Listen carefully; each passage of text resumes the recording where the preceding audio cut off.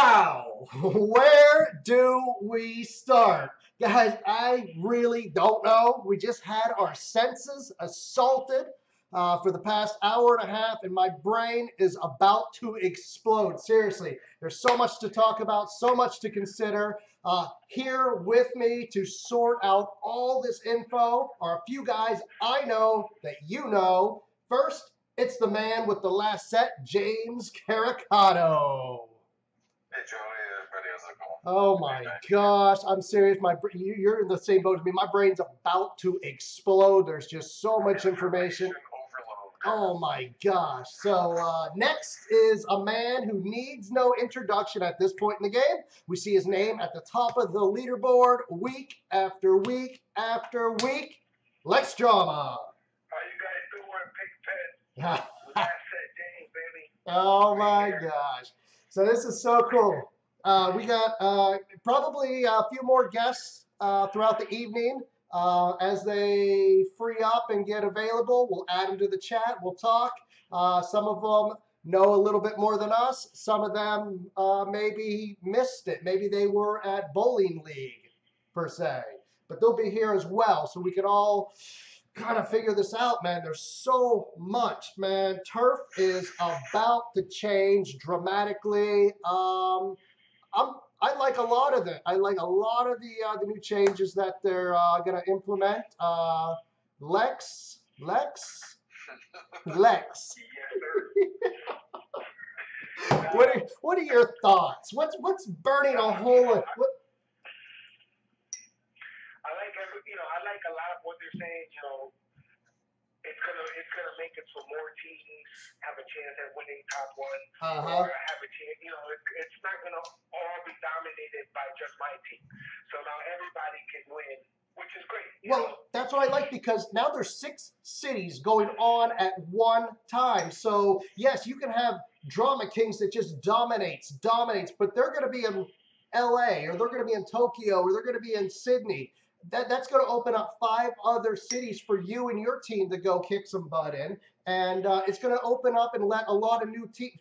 There's not going to be a top 1 team anymore, per se. There's going to be 6 top 1 teams. And like Lex, you could say, Drama Kings, we're going to hold down Tokyo. We're going to hold Tokyo down. That's our city. Every week, we're going to hold Tokyo down. That's ours. And then all of a sudden, Stage 3 Motors or Sam Crow Racing or Nation, they can come in and try to take Tokyo out from under you, or they can simply say, nah, LA is ours. We want LA, and we're going to stick to LA. And if somebody wants LA, they can come to us and try to take it. Right. And again, I like all that, and it's also going to be a top 1 because there's a whole leaderboard that's going to take all your points, and basically there's a whole, like an overall score. So that's going to be like the new top 1, in other words. Yes. Cheers, everybody. It's time for a beer.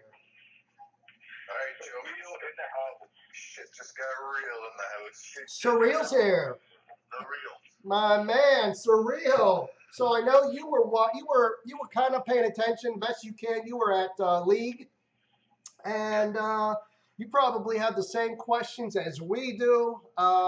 We have a few of the answers. There's just so much, man. They went on, like, first of all, like I got to get some maybe in a little bit. I need clarification here, because I have some thumbnails. Maybe I'll put those up in a bit. We'll save that. But for now, so turf is not turf anymore, or is it still called turf? They had World Tour, they had turf, they had a season, like they had some new terminologies and stuff, and I'm not quite sure. I missed the very beginning. My speakers were off. They were talking about Lampy, and then, yeah, we got to Lampy. So yeah, the terminology still remains the same. Okay. Turf Wars. I wrote down points for this. So just perfect. To clarify, for everybody that missed it, Turf Wars still runs weekly. And they said there's going to be 4 Turf Wars in the World Tour. So the World Tour is the end game of what we're used to doing for the 3 days. Okay, wait. Oh my gosh, hold on, what? Hold on. Turf Wars still runs the same days turf always these runs. Okay, so it's going to be like Wednesday. No, not Wednesday night anymore. Thursday night. Jeez, I still can't get that. Thursday night through Sunday night, right? Correct. So that's turf. And now when turf starts, it's all 6 cities active at the same time. Cheers, Thunderbomb. Okay, so we have turf. All 6 cities are active during turf, which is Thursday night through Sunday. Now, that goes 4 times. 4 times. So basically a month. And then there's, at the end of the month, there's World Tour. Those 4 turf wars are considered the World Tour. Daniel, I'm going to add you on the call. I see you in the channel if you're available. You're more than welcome to talk to us. So, yeah, they all equal out to the World Tour. And that's a culmination of all 4 turf wars together. Yes. The season is nothing new. All the season is before we had seasons of cars. You know, like look at the graffiti instance for the turf cars that we had way back in the day with the Cobalt. Yep. Those all ran in a season, and usually it was 2 versions of said car that ran in a cycle of 12 vehicles, and then it was a new season with new designs. So Daniel clarified that it was nothing new in that sense. It was just now they've actually made a verbal terminology for it so that people can understand, and it allows them to do that. Hey, there he is. Hey, all right. So, guys, I want to introduce our very own community manager slash. The list could go on and on. I was gonna say like, geez, well, carbonated Twitch spokesperson, you name it. I don't know, guys. He needs. Yeah. So right now, hey, it's Daniel Powell with us. Daniel, you there? Yep. What's up? There we go. Awesome. I wasn't sure if I had you. Awesome, guys. Daniel's here, our very own carbonated community manager, AKA, and I'm going to try not to screw it up. I always screw it up. It's Prodigal Graham. I can't say that. I can't say that, and I can't say tour, like world tour. It gets me. Daniel, I got a question for you. So, winning the season, are you going to be recognized? Like, is the team going to be recognized for winning the season? Not yet. We're designing with the implementation of the challenge, the turf war, and the world tour. The season, not so much. We may add that at a later time and date, but if you win the season, well, that's just mad props. But we're not even doing a leaderboard for the season at this point. It's really just a chance to group the turf cars so that you can pick and choose until they rotate out. All right. So real quick, we have a lot of new people joining us, and there's all sorts of questions. Real quick, I'm just going to do a recap real quick. With us is the man with the last set, James Caricato, the man who needs no introduction, always at the top of the leaderboard, Lex Drama, Jeff Fiesel, a.k.a. Surreal, myself, Pigpen the one and only, and special guest, Daniel Powell, a.k.a. Prodigal Graham.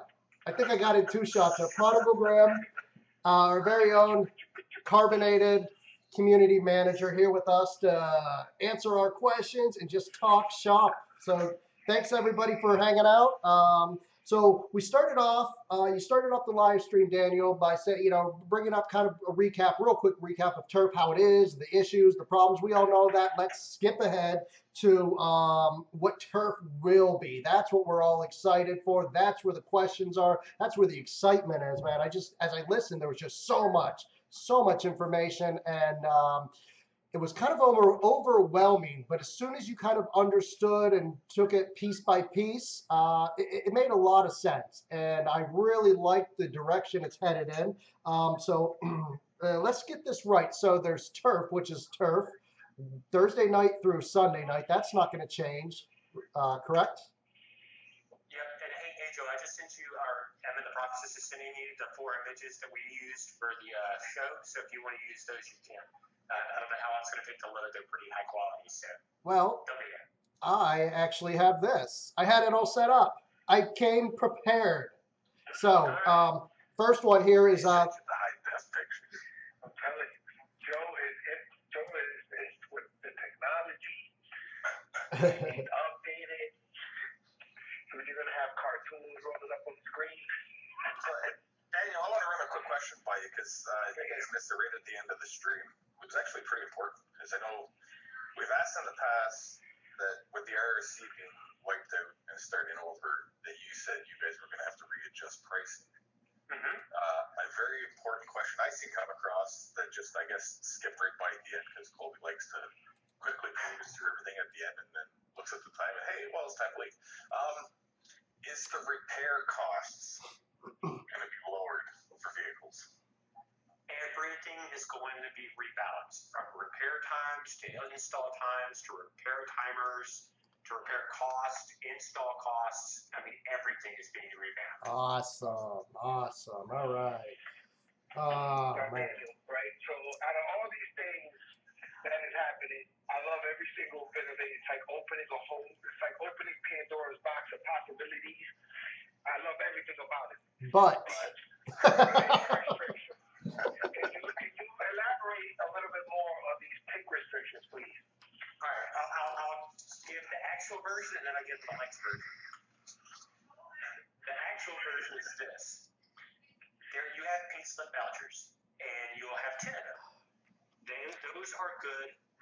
They do not reset until the end of a challenge. That means for 24 hours, you can lose up to 10 pink slips. After you lose those 10 pink slips, you can no longer raise your opponent pink slips. That means your opponent can raise you slips, but you can't. so You can accept it. basically, in a nutshell, Lex is going to have 10 pinks and then he's done for the event. Yeah, I guess Lex goes in with the attitude, if I pinks enough, I will win eventually. So, you get 100 cars to win 3 pink slip races. But if I have to sit here and I have to, say for example, I got all night. I'm going to race for 8 hours. I'm going to try to win 3 of these cities. Now, I'm stuck to 10 pinks. I can't jump to the next city and pink just because I can't. I lost them all. Right. People already see me. They already assume I'm fast, even though I'm slow, right? They don't pick me. So now it's random. They see my name. They're just going to free race me. I'm going to spend all day free racing. It's not going to happen. Well, they can challenge you. You could raise money. Play Call of Duty, man. You can raise money, and they can challenge pinks. It's not about how many cars you bring to the table. It's about how much you win. Right. You can't buy your way into first place with 1,000 cars. You have to. The better player, not the bigger wallet, the better player will win. Right. And it's always been about who. People that race on first place, they race for a long time. It's not about, they break lane, they race for 10 hours. They pick non-stop. And when James put up 1 point, what you put up, James? 1.6, 1.7? 1.8, just shy. How many picks did you lose? Not as many as most would think. But you were up with me for, I think we broke night together. So I know you were up with me and you put in the time. So now that whole time I'm gonna be spent free racing. There'll still be pinks to the people that won't be scared, but I just don't like to have a. That's the idea of this auto matchmaking that they're putting up. People don't see you lose. Well, so it's automatic. It's whether they want to race. Like they're gonna see your name, and now they get the option to pink or not. And I don't know about anybody else in here, but I got super excited when I heard the chicken option is gone in Turf Wars. Right. Somebody challenges you, you raise. If you're ready for the challenge, it goes on in your race, right? It's basically race or raise. Race or raise. I wonder why it wasn't like that to begin with. It should always be. When you play Madden and you go into a random match, you don't get to pick your opponent. It pops up. Right. It's it's called Turf Wars, not pick and choose who you want to race. Right. So I like the way Daniel and Colby actually worded it this time around. This is ranked play in 7-0. yes, Right. they're stepping it up a notch. It's getting stepped up a notch. It's this is the big leagues now. I like it. I played a video game, and I don't want to go into details, but I played a video game where there was you had teams going up against teams, and it was the same way. It was you queued up, you sat there, and as soon as there was a match, boom, you guys went into the arena together, and you battled it out. You didn't know if you were going. I didn't know if I was going up against James, Daniel, or Lex. You get queued up, and that's that, and you just give it your best. Right, but if you're racing and you're a pinker and nobody picks you for an hour, will you get bored and stop playing? Or are you just going to keep Well, but that's the same thing as it is now. You challenge somebody, they still have the option to race you for pinks or not. They can chicken out or just let time you out. Right, you go in the lobby, you got guys who got pinks only flags. I actually won in the lobby this last with a 300 DX, and I must have pinked 30 times in a row. People would just not stop. Would that still be, and I enjoyed that. I actually had a lot of fun. Uh-huh. Is that gonna be gone since I can't raise pinks to anybody who challenges me? Yeah. Or I actually have an interesting question. I didn't think to ask it, so I'll ask Daniel. When the matchmaking system pairs you up with somebody, do you see their name before you bet, or do you just see the card? Because I think a blind bet would be amazing. No, there's no blind bet. I mean, we are going to go to who your opponent is before we start raising pinks and going hog wild. There's a bunch of key components in this. So I feel like Lex is kind of looking at this through the window of current day arrivals, whereas you can go to the showroom and you can buy 100 copies of a card. I mean, you can't do that and set it up. There is no showroom. The cards that you get you're only limited by how much you want to play and how much you want to earn. There will be crates, and you can buy some of those crates, but everything for the most part is going to be you earn it. So what's going to happen if I lose cards and I want to keep racing? How am I going to get another card? You can still race. So say what happens if I lose all my cards I have done, and I want to get back in the race? What happens? Well, you cannot pay to win. You cannot pay to win your way back in. So that means that I'm done playing for the day. Well, you're done playing in the Turf Wars. There's still live events. There's still Tutor Challenge, or you can go earn another car to use. So I can't get in a ring right away. I would have to get other methods to get back into it. Yeah. So you're not going to get to buy your way into an infinite number of lives in Turf War. And let's say if you have 11 cars and you only lose 10 and you don't accept anybody's pink slips after that, or if you never pink slips, you can race till Kingdom Come. So is the safety feature still in 7.0, Daniel, where you can't pink the last card you own? We're not removing it, I'll put it that way. Okay. It's kind of a question, I guess, for a newer person if they came by and didn't know. I just feel like it's not giving me I like the tuner challenge. That looks like it's gonna be fun, but it's taking me away from turf. That's what I love. That's what I love to do on the game. So now if I take chances, I got my last card. I pick it thinking I'm gonna have two. Sorry guys, no big for me. See you guys tomorrow. You're right, and the idea of men goes out the window. I mean, it's going to shift every. If you play if you go play a game of football, is there a men? If you score 3 touchdowns, is that the end of the game for all the entire team? Nope. Not at all. So actually, this kind of plays into it. I kind of want to talk about this. Okay, so we have points, turf points, and then we have challenge points. I thought this was very interesting, and like maybe I kind of want to talk about it because I think it opens up the door. Unless I'm misunderstanding it, it kind of puts the end of the tunnel, the end of turf. It brings it closer because one team can't blow out everybody else in one event and then sit back and relax for the last 2 because they have such a big lead. So I had a question. So you race, each individual person, team member races, they get turf points. So they accumulate these turf points throughout the event. Yes. Or the challenge. The challenge. Sorry, I got to use the new. So throughout the challenge. So then after that challenge is ended, they convert to challenge points. Yeah. Well, you are awarded challenge points based on where your team ranked in that city, in each city. Okay.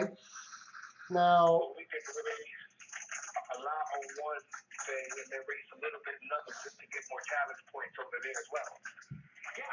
Like if you rank, say your team went hog wild and you basically made enough turf points to secure first place for that first challenge. But let's say you want to make some more challenge points, you don't have to worry about anybody taking over Tokyo because you've got a 8-point lead. Well, go race in Tokyo, see if you can rank up that leaderboard. And if you rank up high enough, you'll get more challenge points. So, what determines first for a city, first, second, and third? Is it challenge points or turf points? Or cities, so you didn't win a single turf city, but overall you won a bunch of, or you ranked up high at every city, and the end result is you actually ended up ranking very high at the World Tour. You just didn't win a single turf war. Okay. Raise the volume up just a tad. See if that helps out. Okay. Well, I haven't talked, so he probably didn't know if he could hear me or not. There's Jeff. Here I am. I'm here. Okay, so there's turf points, challenge points. Turf war, you will get engine damage. Nothing changes there. Live events, no engine damage. Now, okay, so here's where I was really kind of confused. Everything makes sense to me. I understand it. We'll go over it. We'll go over it a few more times for everybody over the next couple of days, even weeks, because everybody, we're going to hear the same questions over and over, and we'll go over it. But the thing I wanted to say, I wanted to touch base on, it was kind of unclear to me, was so at the very beginning of turf, if I join a team before turf starts, I'm good. No issues at all. But if I join a second after turf or halfway through turf, what happens? Like, do I not accumulate points, or? If you join a team in the middle of a turf war, you will not get the prizes for that turf war. You will still accumulate points. I mean, that's kind of you're showing up to a team halfway into it. Okay. So you've got to prove your worth. Show your team you really want that team. You really want to be there. Help them all make the points. Okay. Because if you stay with that team, you're still going to get the season prizes. I see. Unless you joined the team on the fourth turf war. Okay. Or not the season prizes, the prizes for the World Tour. I see. So if I just want to help out a team, and I'm not on a team, if I want to help out, if I know if Lex calls me up and says, "Yo, hey, I'm really trying to get this, this place. So can you help me?" I say, "Yeah, I can help you, but it's halfway through turf. I join his team. I can still make points, help the team out, but I'm not gonna get the prizes." Okay, I got it. Now, on the other hand, where if I'm on a team and I'm racing, I'm getting points and everything's fine, and say me and Lex have a disagreement, and Lex says, "Hey, boots me off the team." My points are then wiped clean, right? From the team. If you get kicked, or somebody kicks you, you're kicking that player and their points out the window. So that team potentially could drop from whatever place they're in down because they're losing those points. Absolutely. So that's really a huge deterrent for teams, so they don't boot people just because, and then add somebody else later to claim their prize. I really like that because, Daniel, let me tell you, I've been playing this game almost from the very beginning, along with a lot of us. And one of the things that I have had, there's two things that I've had over the years that were the biggest complaints why we lost players. One was because people would get scammed out of all their cars, and you guys addressed that with some of the non-pinkable cars for the campaign and such. You really helped out the new player in that sense where they're not getting bullied and just taken advantage of and then gone, because they lose everything. And then the second thing is the fact that I cannot tell you how many people over the years have said, you know what, Pigpen, I was on this team right 5 minutes before turf ended. I made my points. I helped them out. We got, top 100. We got top 5, whatever. And then they booted me. I made my minimum. And what happens? It's good for nobody, but especially the game, because the game loses a player who potentially could have played for years and really loved the game, but they got upset because they got scammed out of a car. They raced 3 days, 4 days back in the day straight to get the car. So this is another way that you guys are addressing that issue where if I'm on a team and I'm racing and then 5 minutes before turf ends, they boot me, well, nobody's going to get my car. So they're not going to just have a second account join and claim. And I really like that. I do. I have a question. The way we know prizes now, with top 75 cars, top 25 cars, top 5 cars, top 1 car, those all disappear as now you're earning the collectibles, correct? Yes. Is there going to be a ultimate prize for winning the World Tour? Oof. Well, an ultimate prize for winning the tour, not so much. It's more like it's like mix and matching to get the prize you want, because there isn't so much as an ultimate prize. The idea is to do the best you can to get more collectibles so that you can get the most number of cars you can win, or the best combination of stuff you want, and mix and match how you want. Do better so you get more. So now Tree brings up a point, and I think a lot of people are in the same boat. Tree XX. He says, this sounds very complicated, Daniel. Now, I know it does sound complicated, and I'm in the same boat as everybody else, but we're not seeing the game. We don't have it in front of us, so we're not playing it. It's like trying to explain to somebody, what a painting looks like, what a Van Gogh painting or a Picasso looks like. You don't understand it until you see it. So we don't understand the game completely until we have it in our hands. It does sound a little complicated, but I have a feeling once we get the game going, it's going to make complete, perfect sense. It's just going to be like second nature. Oh, why didn't I understand this before? Well, it's because we didn't have it in front of us. And, once we have it there, I'm sure it's just going to be, well, this is the way it always should have been. And I understand it much better here. I'm in the same boat as everybody. You guys are doing a pretty good job of explaining everything, and I'm sure we'll get more information over the next, live streams here and there, and just information. So I know there's one here's which kind of goes into the next step: prizes, Daniel. So there's perks for every city throughout turf. If you win Los Angeles, you're going to get Los Angeles's perks. At the same time, if I'm not mistaken,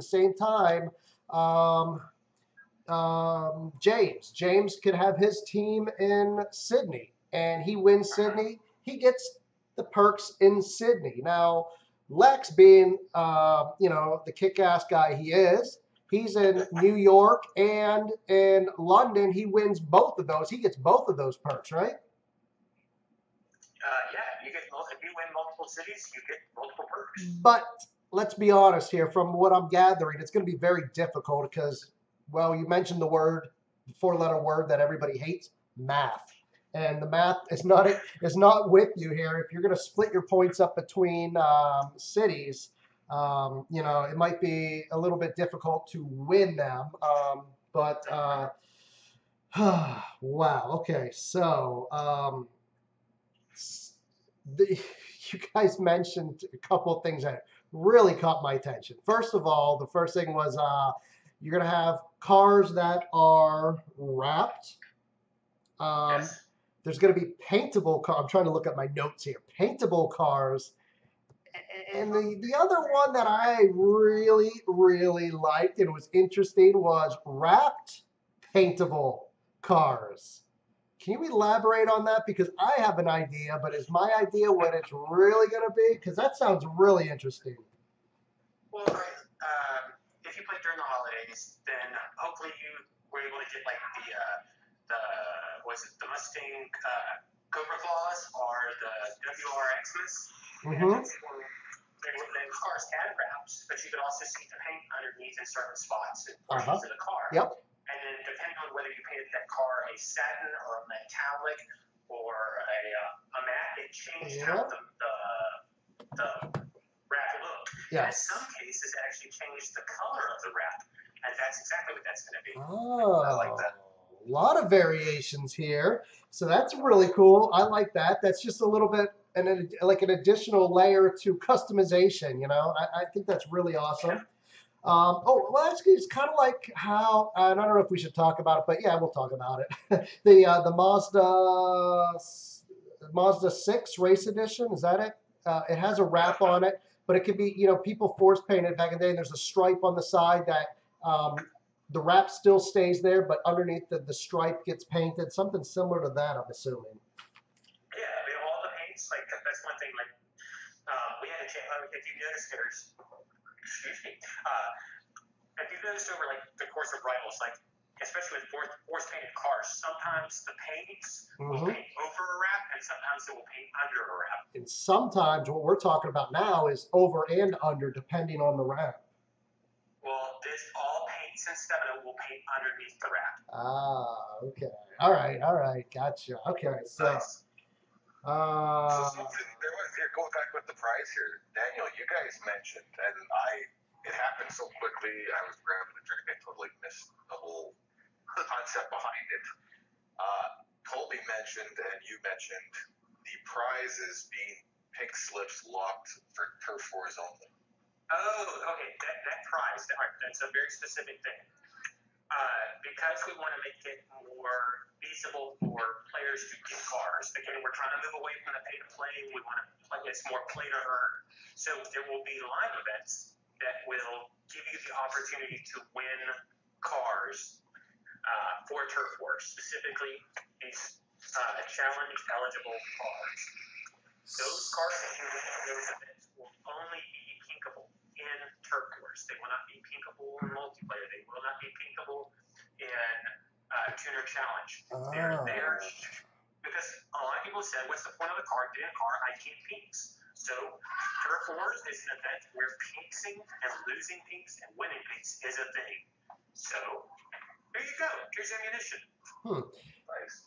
And also, depending on when these events go down, it's kind of like the way I see it now. Some people log on for a day or two, get their points, and then they're done for the whole week. But now there's additional motivation to jump on a Monday or a Tuesday and do a live event and win these cars for turf.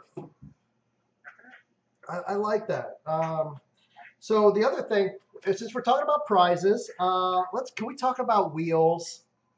Oh yeah, sure. You mentioned something about, and we're going to have to elaborate on this, but you mentioned, and I'm trying to find it on my notes here, but something about wheels are no longer locked to cars. Is that right, or did I make that up?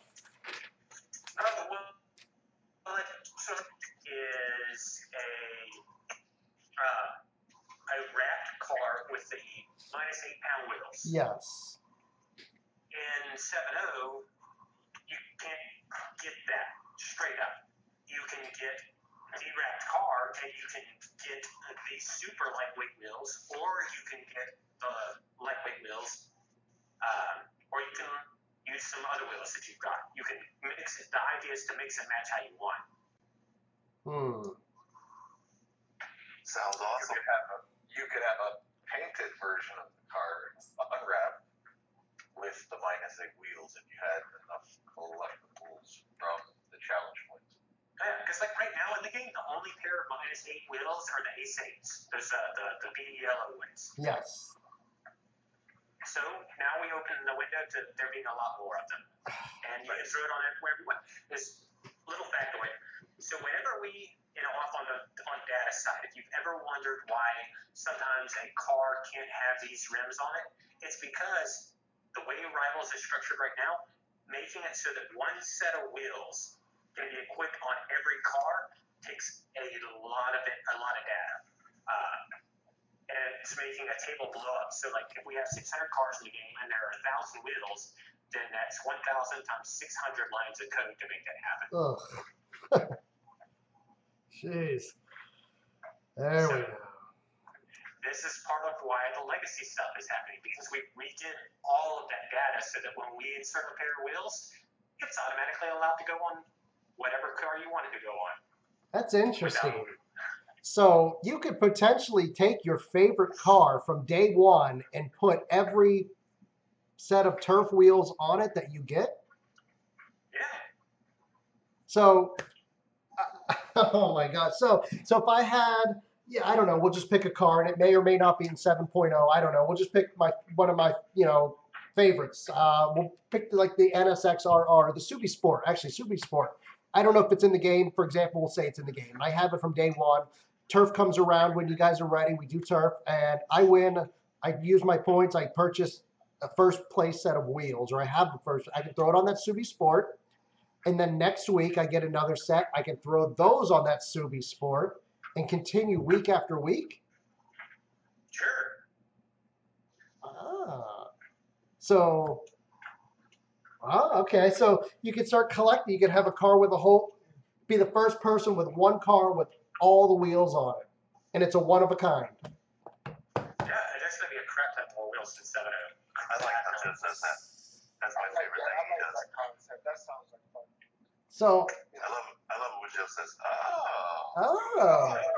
it's like a moment of clarity all of a sudden. So, but the other thing I liked, and I should go, is when Daniel says there's going to be a crap ton of wheels in 7.0. Yeah. He kind of reminds me of, that's like, Joe's going to have his own thing like Owen Wilson, right? Instead of Owen Wilson going, wow, Joe's going to be, wait, who's the guy who goes, all right. Matthew McConaughey. Oh, sorry, that's him. Yeah, I always get those two mixed up. So you're saying I need a catchphrase? Like turf, you go. Yeah, that's it right there. You just took over Daisy Confused. Well, I like how he says, "Peace out, Cub Scout." Peace out, Cub Scout. I haven't said you're right. I haven't. I'm gonna start saying that. That's my thing. Peace out, Cub Scout. So, oh my gosh. So, oh my gosh. I'm just trying to go through my notes here. So, jeez. How about these 10 pinks per turf? No. It's not 10. I understand what you guys are doing, but is that up for discussion? Can we talk about it? Can we flip a coin? Can we make it 20? I mean, we can flip a coin if they're both heads and I call heads.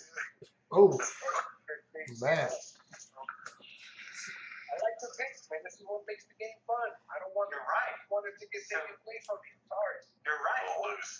Now the cards you pick, because you can't just go ahead and grab a dozen of them off the showroom or whatever the heck. Now it's gonna, not only is it harder to get a whole bunch of the same card, losing that card is gonna mean something because that card took time and effort to get.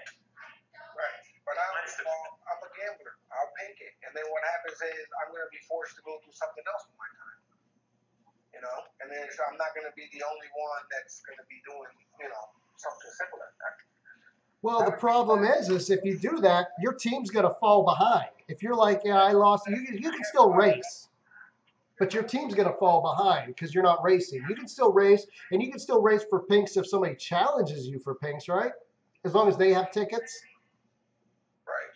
Mm-hmm. I get it, man. I get the concept. I just don't like restrictions, Mm. Well, here's the thing, Lex. This is what I've gathered, okay? For starters, you're not going to have 20 cards. You may not even have 10 to lose.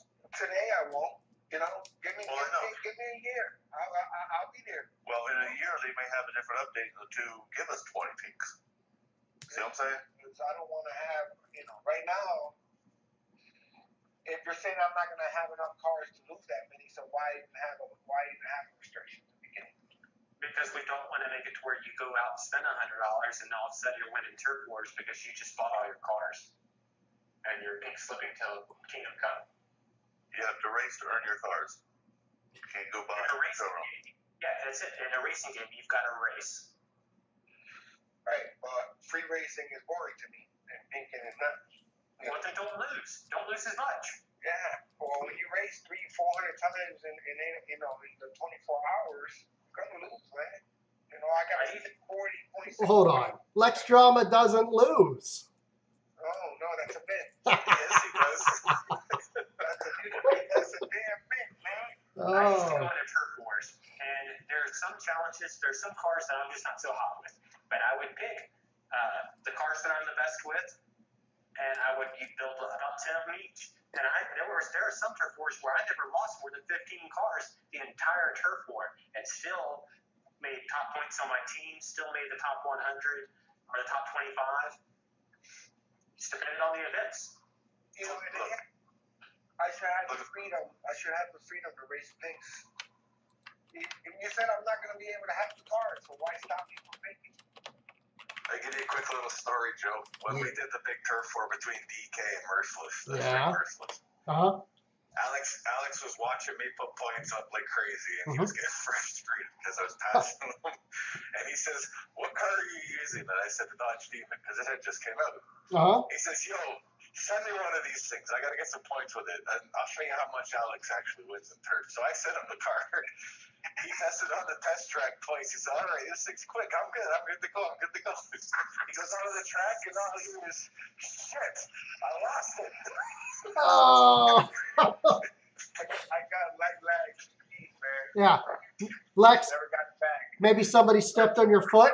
Did someone step on your foot? Yes, and I lost my nail. It happened at the time racing in the same turf war, too. Oh, my Because I would go, goodness.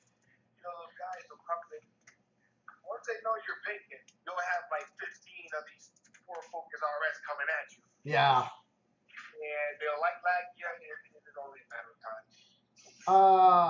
Let's see. Who's got questions? I got one to make Daniel laugh, too. Same turf war. He's in his test track playing around with his LaFerrari, and he found a good tune on it. And he tells me, he says, "Yo, this car is fast for this lobby, man. Like, nothing's going to touch this.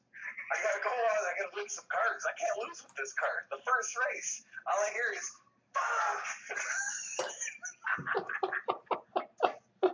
Lost the car. Lost another one. Holy crap.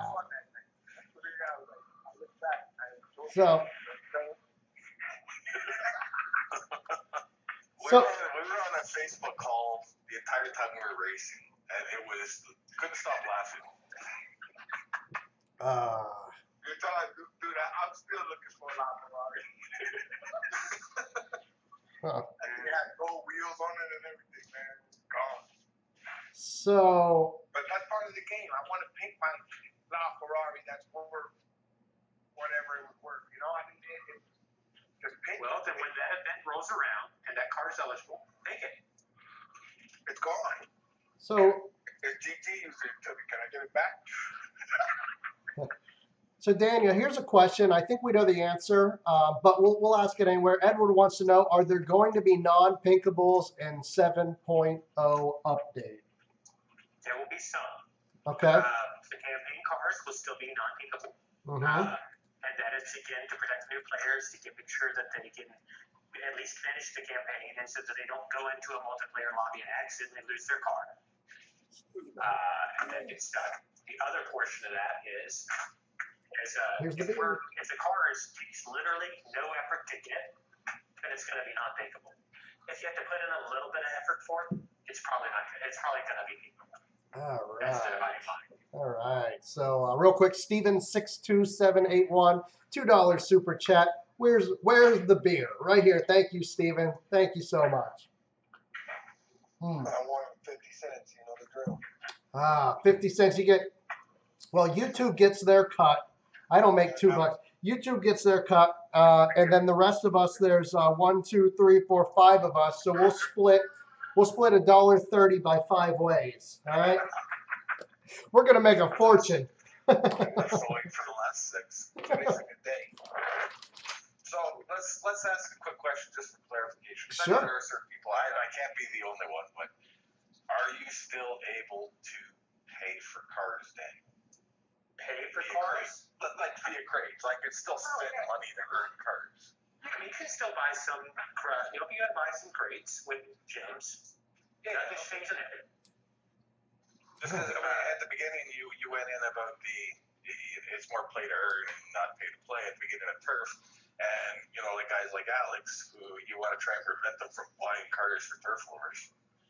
Well, it's not so much buying cars for turf wars; it's from buying so many turf cars. It doesn't matter how many you lose. It's just throwaways. It doesn't matter. Yeah, no, I understand that. Yeah, you've gotten rid of that whole idea, which is great. I'm all for the no more 500 SVT Cobras. Yeah. All right. I like the one placeholder image, and if it holds true, that'll be a very slow turf war event of a 1593 rated car. No, well, the point of that is just get ready for a bigger diversity of lobbies and whatnot, where there will be max racing, there will be lobby tunes, there will be different combinations of classes, class restrictions. Sometimes there's going to be free for all, but there will always be a lobby restriction. Oh, we didn't even talk about it too much. The second picture there, Joe, where it says expired, and then on that first challenge, and it will show, or it says where your team finished and how many challenge points there. Oh, so that kind of answers one of my questions, because we were talking about if you get booted from the team, say you're in the middle of the second challenge, and I know this, I don't want to keep harping on this, but I'm just kind of curious because there's a lot of new players that kind of get taken advantage of, and I think this is another a way to safeguard from that. But so say we did the first event, we're in the second event right here. We have 2 hours 11 minutes left. Challenge 2. It's an R1. Now I've already earned 50. We finished, what is it? I don't know. It says 23rd place, I think. But whatever. And we've earned 15 challenge points, we'll say.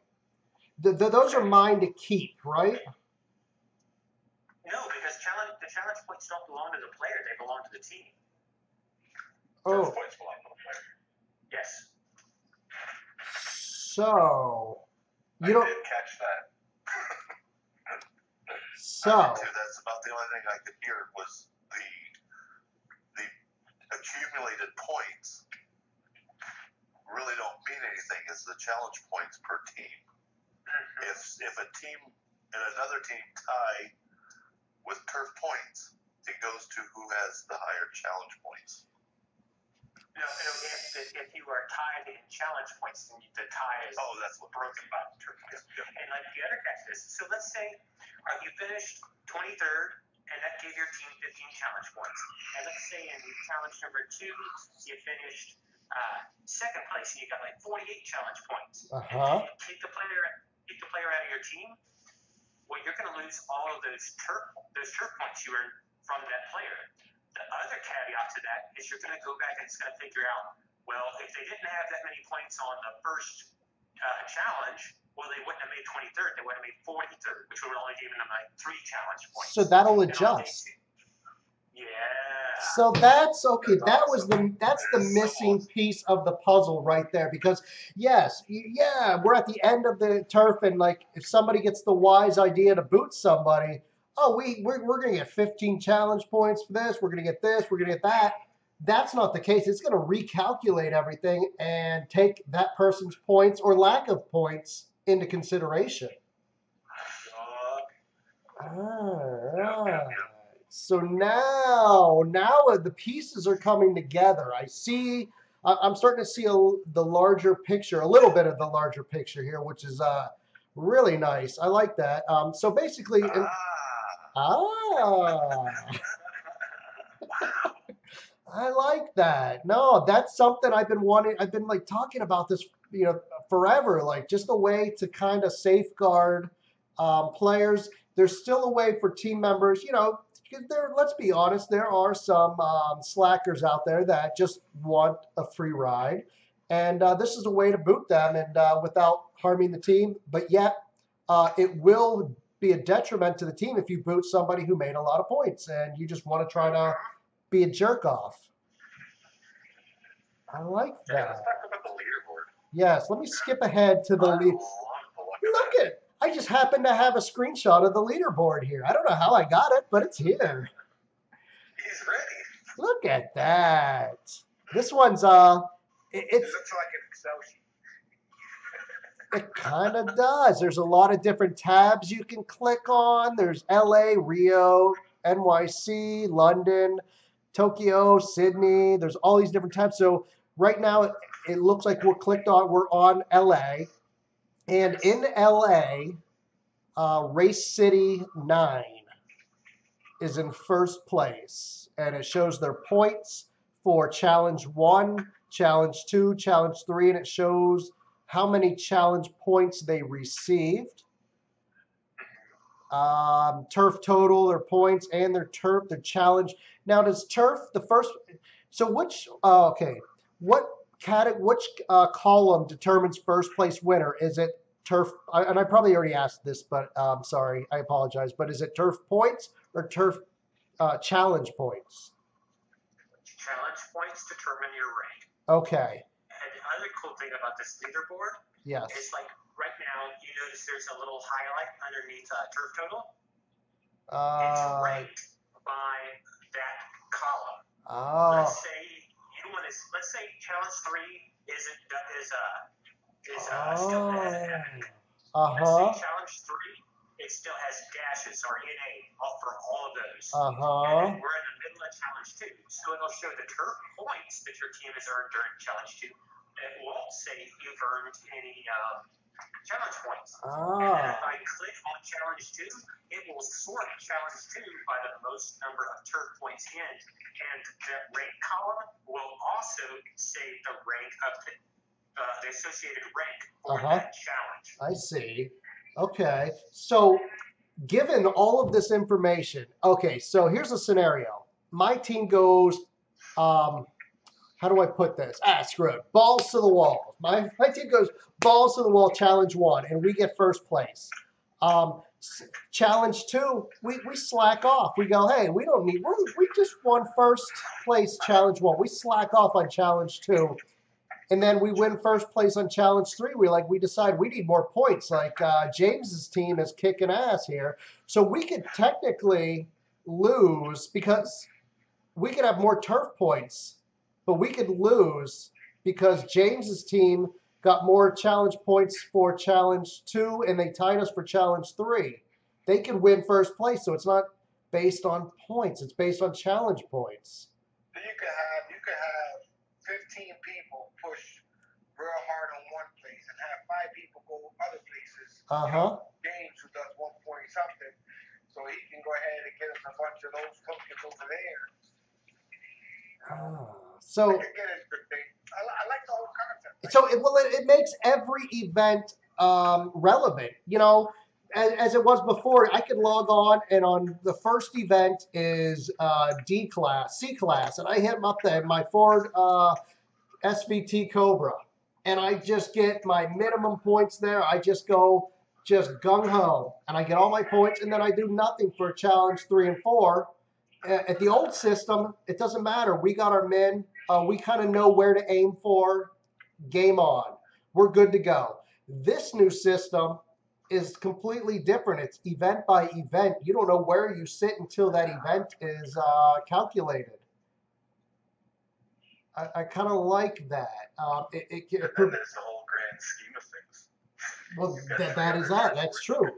That's true. There's the whole grand scheme of things, because then all of these points kind of get tabulated together, and for the world tour. Oh man, there's so many possibilities here. Yeah, the idea of a min is completely out the window. If you actually have to race, the competition will stay stiffer longer. Sorry. Yeah, I thought it, and it sounded good, and then when I said it, it sounded like a Viagra commercial. Oh my gosh! All right, that's okay. So what's Mr. Fiesel think? He's so quiet back there. Jeff. There's so much emotion and excitement for this. I know. And you know, chance to hear everything. In between bowling up, turn my phone down, turn it back up, and Cheers. I love it. I mean, I like the fact that the most important thing that I got out of this was the fact that we set our team, and it has to stay there. If somebody thinks that they're going to run hard, you can probably put 2 accounts on there, and they can still DC. But other than that, everybody should do their part. Everybody will get their rewards. And I love that. There's no more booting anybody and throwing on a second account after turf starts just to double play. There's no more DCing. You're not racing for a car. Right. I like that. It just adds a whole new aspect to it that it should have been there from the beginning. I've been saying this. It just really should be there from the beginning, and now we're getting it, and I think it's just a really good addition. I gotta ask Jeff a question because he made a comment a few weeks back, and I said, "Well, you should really wait to see what Daniel's going to bring to the table in the turf episode." I know what this is. Jeff, do you still not want to be the leader of your team in 7-0? Man, I tell you, it's going to be a little bit overwhelming, I believe. The challenge is going to be where are you racing at? Why are you racing in LA when we're all over here at Rio? Unless that's going to be draw a battle plan up, right? Yeah, I mean you're going to have to have there's going to be a little bit of a coordination. You're going to have to have all your guys all be on the same page, all shooting for the ultimate goal. And I think right now, I know right now that the people that I have on my team right this minute, we got it. I mean, we got this. There's no doubt about it. We've been together for years, and the newer members that we've added are strong, and they love what we have here. So I think it's going to be just fine.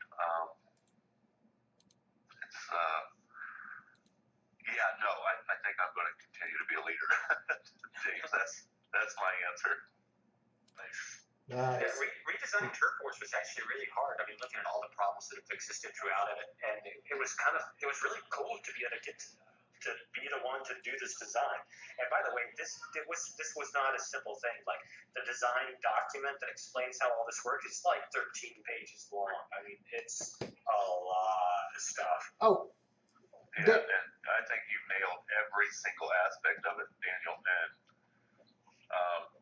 there's things that we were told tonight that we've all been wanting for years, and I think you knew it to begin with, but I also believe that you've heard us and you made it happen. Right. It just takes time, and that's the one thing we're very impatient as players. But it does take time, and I can't wait. Next week, you guys mentioned that next week is going to be like a little sneak peek of things that aren't in 7.0 that have a very good chance of making it into a future update. Oh, yeah. We won't have any mocks and stuff like this. It'll all be theory and us kind of discussing stuff. But there are so many cool little things that aren't going to make the cut. Like, you know, we talked about in Turf Wars how all the points are moving to their own leaderboard. Well, guess what? That means there's a lot more room in that social screen for your team. I wonder what can go there. Exactly. I don't know. Was I the only one thinking outside the box when I saw the leaderboard screenshots pop up and think that this is like the perfect avenue for records? Somewhere down the line, that'd be fantastic. Because I see that clickable option. Hey, we do have the creator of Racing Rivals Collective Records page on the payroll, so. Actually, I cannot take the credit. I did not start it. No? Another guy started it. I joined it about maybe a month into it. Okay. And I helped him basically run it since then. And then, like, he actually dropped running it about 3 months into it. So then I carried the torch for Okay. the last So couple of years. Perfected the system that we know. I'll correct myself. We have the guy who is responsible for the success of Racing Rivals Collective Records on the carbonated payroll. So there is something I wanted to ask you, and I know it's not going to happen because I'll put in the question. What happens to lobby chat? What happens in lobby chat? You said there's this, but it's next week. Next week. We have to tune in next week for that. Oh, that's such a cool thing. Oh, what is it? It's a Global chat. Global chat. Come on. Oh my gosh. Coming back just for you, Joe. Oh, I hated global chat. I absolutely despised it. No. That cesspool is not coming back. Good. That was no good for anybody. Well, it's Big Pen exclusive. No, what? there's a like you'll be able to chat just like normal, and you'll be able to race just like normal, and pick your opponents in multiplayer, and you can chat in that lobby. And then a chat, it's not really a lobby anymore because it's your opponent. It's sort of a chat room in Turf Wars, and you can talk with whoever. You can click on their icons and add them and message, but you can do everything you can do now. You just won't be able to say, "I'm going to race you." Okay. But So there's the other thing. good. Yeah, I like the other one that was brought up was the ability to click on somebody's name once you click on the team. Yes. Expect their points and try and snipe them. Yeah, that's awesome. So- that's so awesome. I have this screenshot up here, and this is, I believe, what sparked that is this is the leaderboard where it has, say the team. Or no, I'm sorry, it's this next one. I think it's this next screenshot. Let me. Yeah, it's this next one where you could actually go in and say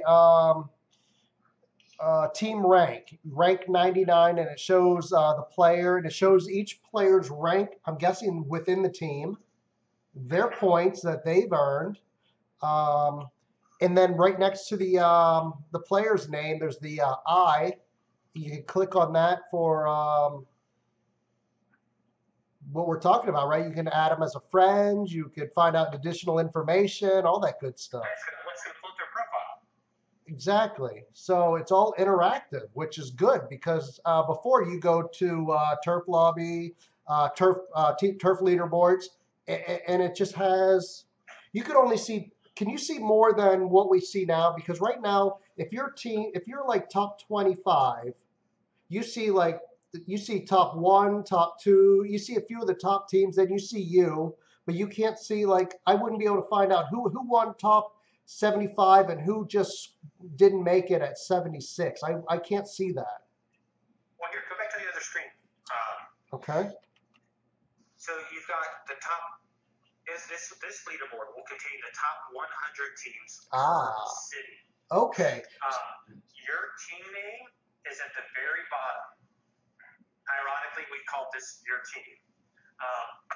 So even if you're not in the top 100, your team is still going to be there. Okay. So now I can see. So like before it was like, well, I'm just kind of curious, like who made top 75, who made top 76 and just didn't make it, and how much they didn't make it by. So now I can actually just go to the very far right hand to the, and I can scroll down and I can see all the way top 100. Oh, I like that. Now it's good because before I'd have to go onto a group and say, hey, who won top 75? And I'd have to search, and hopefully somebody had a screenshot that they came close, so it was on their screen and they shared it. Yeah, and that's bad design, straight up. Oh. So we're getting a lot more information. I mean, a lot of interactive information for one, but a lot more just of the overall picture. So you can see where you fell and where everybody else fell into place and how you stack up against everybody. I like that a lot. Plus, not just Los Angeles that like we see here, but you can go to Rio, New York City. Each and every one of these cities is going to have its own set of stats, its own team, own points, all that good stuff. So you could potentially go through and say, yes, okay, maybe it's not going to be an actual stat in the game, but I could go through and see, okay, Los Angeles, the Race City 9 won with 38 challenge points.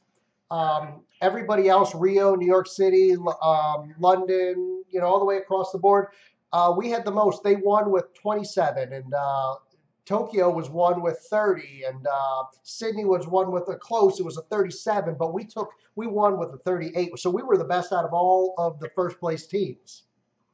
Sure. Which is just bragging rights, really, which is something that I think in this one here, it has all the team players, so you can have bragging rights. Whereas if it was before, like I could say, like we talk about way back in the day, like all Pink All Stars and Reborn Legends and all these teams, nobody ever really knew who was on that team. And there was no record of it. So I could have said, yeah, I was on Reborn Legends, and I could have been, or I could be lying and nobody knows. But we could look back and say, yeah, last Los Angeles right here, like your team won, and look at me, there's Juan, or there's Pigpen right there. Team, I came in 20th place on my team. So there's my moment of glory in the sun right there. Like, see me, I'm right there. I like that. Yeah, that's neat. I love it. It's just it's almost like the filters for the garage. Yes, absolutely. It's just so much information that everything we've ever asked for is going to be there. It's amazing. I just can't. Every time you guys do a live stream, I'm just like, Checks over their Christmas presents. Yeah. Yep. I like it.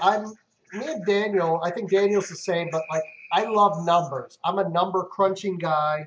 Not maybe to the extent that Daniel is, but I just love numbers. I love statistics. I love like long-term tracking of, of certain statistics and numbers. And I like, and this is a way to do that. Now I can kind of go through and say, yeah, look at this. Turf War 4, 3, 2, and 1. Here's all the points for Juan. Here's all the points for Speed Racer, Player 1. Like, it's all right here. I like that. It's just like a long-term kind of a collection of, the past, the history, your racer. I like that. But it's also, it could be like, hey, look at me. It's the wall of fame, or it could be the wall of shame. Absolutely. I did 200 points in the last event. Yep, exactly. Like, hey, my team came in 4th place in Tokyo, and there I am, at number 20 on the team. I was lucky I didn't get booted. There I am. Or I don't want that shame, so I'm going to make sure to put up my points and then some, and I'm going to get 4th place on that team. So I like that. I kind of I'm looking forward to it, actually. I think it's just really nice. So what do you think about Pink Limits, Joe? Oh, geez. Back to Pink Limits. This guy won't let it go. He just won't let it go. Hey, Pink Limits is only for those who lose. Put it that way. Pink Limits is only for those who lose. I like that. The only people concerned are those who lose. Right. Everybody who plays racing rivals. I never met anyone who doesn't lose. I've never. No, I can't say that. I can't say that. But no, but it does. It adds a bit of excitement now because it's not just an autopilot. Just race for pinks, race for pinks, race for pinks, race for pinks, race. No, but how are you going to race for pinks if you're not going to have the cars? You're not going to have the. So you can't race for pinks. Don't lose them. Don't lose them, and you'll have them. There's a thought. I mean. If only there was a guy who had videos. If only there was a guy who had videos who could teach you how to race cars. The legend, man. You must have a 99.999 win percentage over there. Oh yeah. No, that's like 30% or something like that. Can you screenshot it? I want to see. Daniel, have you been watching the YouTube chat at all? Here and there, a little. Okay, I don't know if I want to ask this question. Let me ask. I'll ask you on Facebook first. All right. All right. So while they're talking behind the scenes, We're talking about Pink Limits, by the way. okay. So That has nothing to do with Pink Limits. No, but I just updated our RCR records, even though these guys made it what it is. Still keeping it alive over here. Yeah, you're doing great too. I love it, dude. I honestly, Lex, I try to plug it every time I can, every chance. Like me and Jeff, we do a weekly segment on Mondays. We go, we find out what turf events are the night before, and we go through and we find a list of cars and lobbies that will give people the advantage or will help people out in one way or another. Maybe they don't have a lot of cars, or maybe they're just new to the game, or maybe they just want pinks. And we try to pick out the cars that help them out, and we always plug in collective records because that's where we get a majority of our information. And that's why when I saw that Mitch was quitting, I didn't want this to go down. Yes. I'm here, and I will make sure no matter what happens, I'll keep updating. That's awesome. You are doing a good job, bud. Thanks, man. If I get stuck, I just call Daniel. Yeah. So there's one more picture here. It's a matter of copying and pasting. It's not too difficult. But I can see somebody putting a lot of groundwork into this Excel sheet. Yeah, absolutely. That sheet does all the heavy lifting for you. I got a monster computer, and it's loading. That's how many codes are embedded. It's not as bad as the tuning one, though. Oh, God. Enter way above. That takes a while. So, Daniel, the turf wars, we earn our collectible points with for each week. Yeah, sorry, the collectibles. And then the World Tour, we earn world collectibles. And then we get to pick our decision of reward based on the collectibles we earn. Yeah. And then we get bragging rights if we were to win the World Tour, because our name is now going to be stuck there for the entire month of the next World Tour. Yes. Huh. Is there at any point, and I don't know if you can answer, if you don't know it, that's fine, is there going to be like a meta, an end game for the World Tour? Because, I understand the way you guys are running it now. It makes sense to me. But there are going to be certain people that might have a problem with not racing for the top prize, other than a bragging right, if you know what I mean. Is there possibly something that might come down the road? I don't know. Because we have a top one car that we race for in Turf Wars. The Crow. And in the World Tour, there's not really an end game prize, so to speak, other than you can choose what you win, which is nice. But really, it seems the ultimate prize right now is just the bragging rights. Well,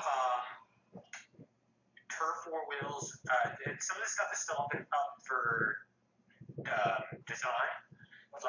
We may lock the best lightweight Turf War wheel behind the top places, and only those highest ranking teams will get a collectible to claim the lightest, bestest wheels. Little things like that.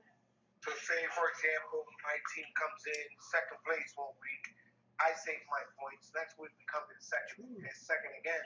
I can actually claim that top one prize that weekend if I wanted to, or something like that. Well, there is no top one prize. Right. Or okay. So we're not racing for a car anymore. That's all.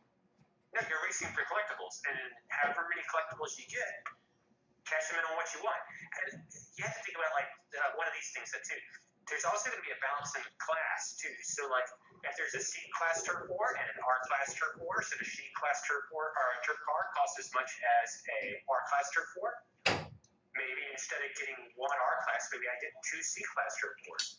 That's the power of collectibles. And if you have enough collectibles, maybe you get two of the R class instead of a C class, or maybe you get however you want to mix and match it. That's why it's not so much about a metagame at the end. It's literally how much stuff do you want. Right. So I see Dave still in the chat. I don't know if Brian's still here, if anybody else from Ditto. So I just want to kind of jump, maybe I might be going way a little bit too far ahead, but one of the best things they had there was prize rooms.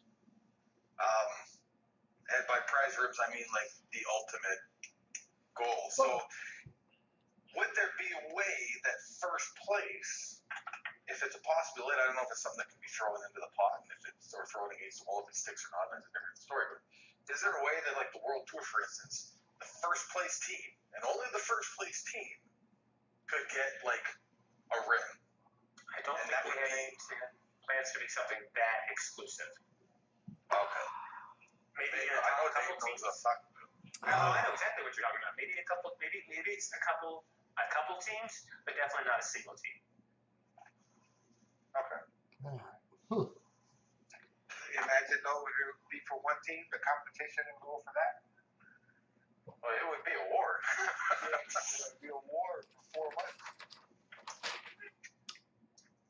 But yeah, I am by far over the moon by this. This is great. All right. Now I see why, for the last, I don't even know how long now I've been talking to you on a daily basis. And, oh my God, I can't wait to explain this. I can't wait to share this. It all makes sense. Well, you could see Daniel. You could see Daniel on the live stream. Like he wanted to just start going, blurting out, do that, and Colby was like, whoa, hold up, let's move slowly from the beginning. Daniel's like, let's go. All I can say is I'm glad he doesn't speak like the guy that used to do the Micro Machines commercials. Oh my gosh, yeah. Hey, can we talk? Here's another aspect that I kind of liked. It's different, but I kind of liked it. Can we talk about the new betting system? There's some changes that the betting system. All right. I'm only on for about 2 more minutes. I got to call my dad and wish him a happy birthday. So, Oh well. The betting system. All right. So me and Pigpen are betting, and we got paired up in a race. Mm-hmm. And this now, but keep in mind, this is only for ranked gameplay. Multiplayer, do what you want. And ranked gameplay, me and Pigpen get paired up. He raises me 100 RRC, and I say, nope, I want to race for 1,000 RRC. And then Pigpen says, nope, I want to race for pinks. And I'm a little chicken shit, so I chicken out the pink slip. And I said, but I can't chicken out. I have to either pick one of two options. I can either race for pinks, or I can race for the last agreed upon amount. Mm-hmm. And that last agreed upon amount was the point where Pigpen said, or the last point where I made that bet, or I agreed to that bet because I raised. So in this case, it's either 1,000 RRC or 1,000 RRC at pink slips. I like that because it doesn't automatically make you, because if I raise for money, and then you raise for pinks as it is now, I either race for pinks and the money or I lose the money. Here, the new system is if we can always backtrack to the last step that I agreed to. So I don't feel like you can step out of your comfort zone if you choose to, or you can stay right where you wanted to. Oh, there's nothing worse than you being in a lobby like currently, mm-hmm. and you're like, hey, who wants to race for 5 mil? Yes. And then you go back and race for everybody raises all into 5 mil, and they're like, oh, I'm gonna throw pinks. I'm gonna be an asshole.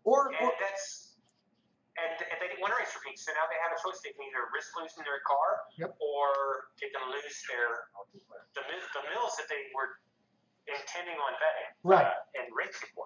And then it really helps out. I know you're running out of time. And we'll wrap this up for you.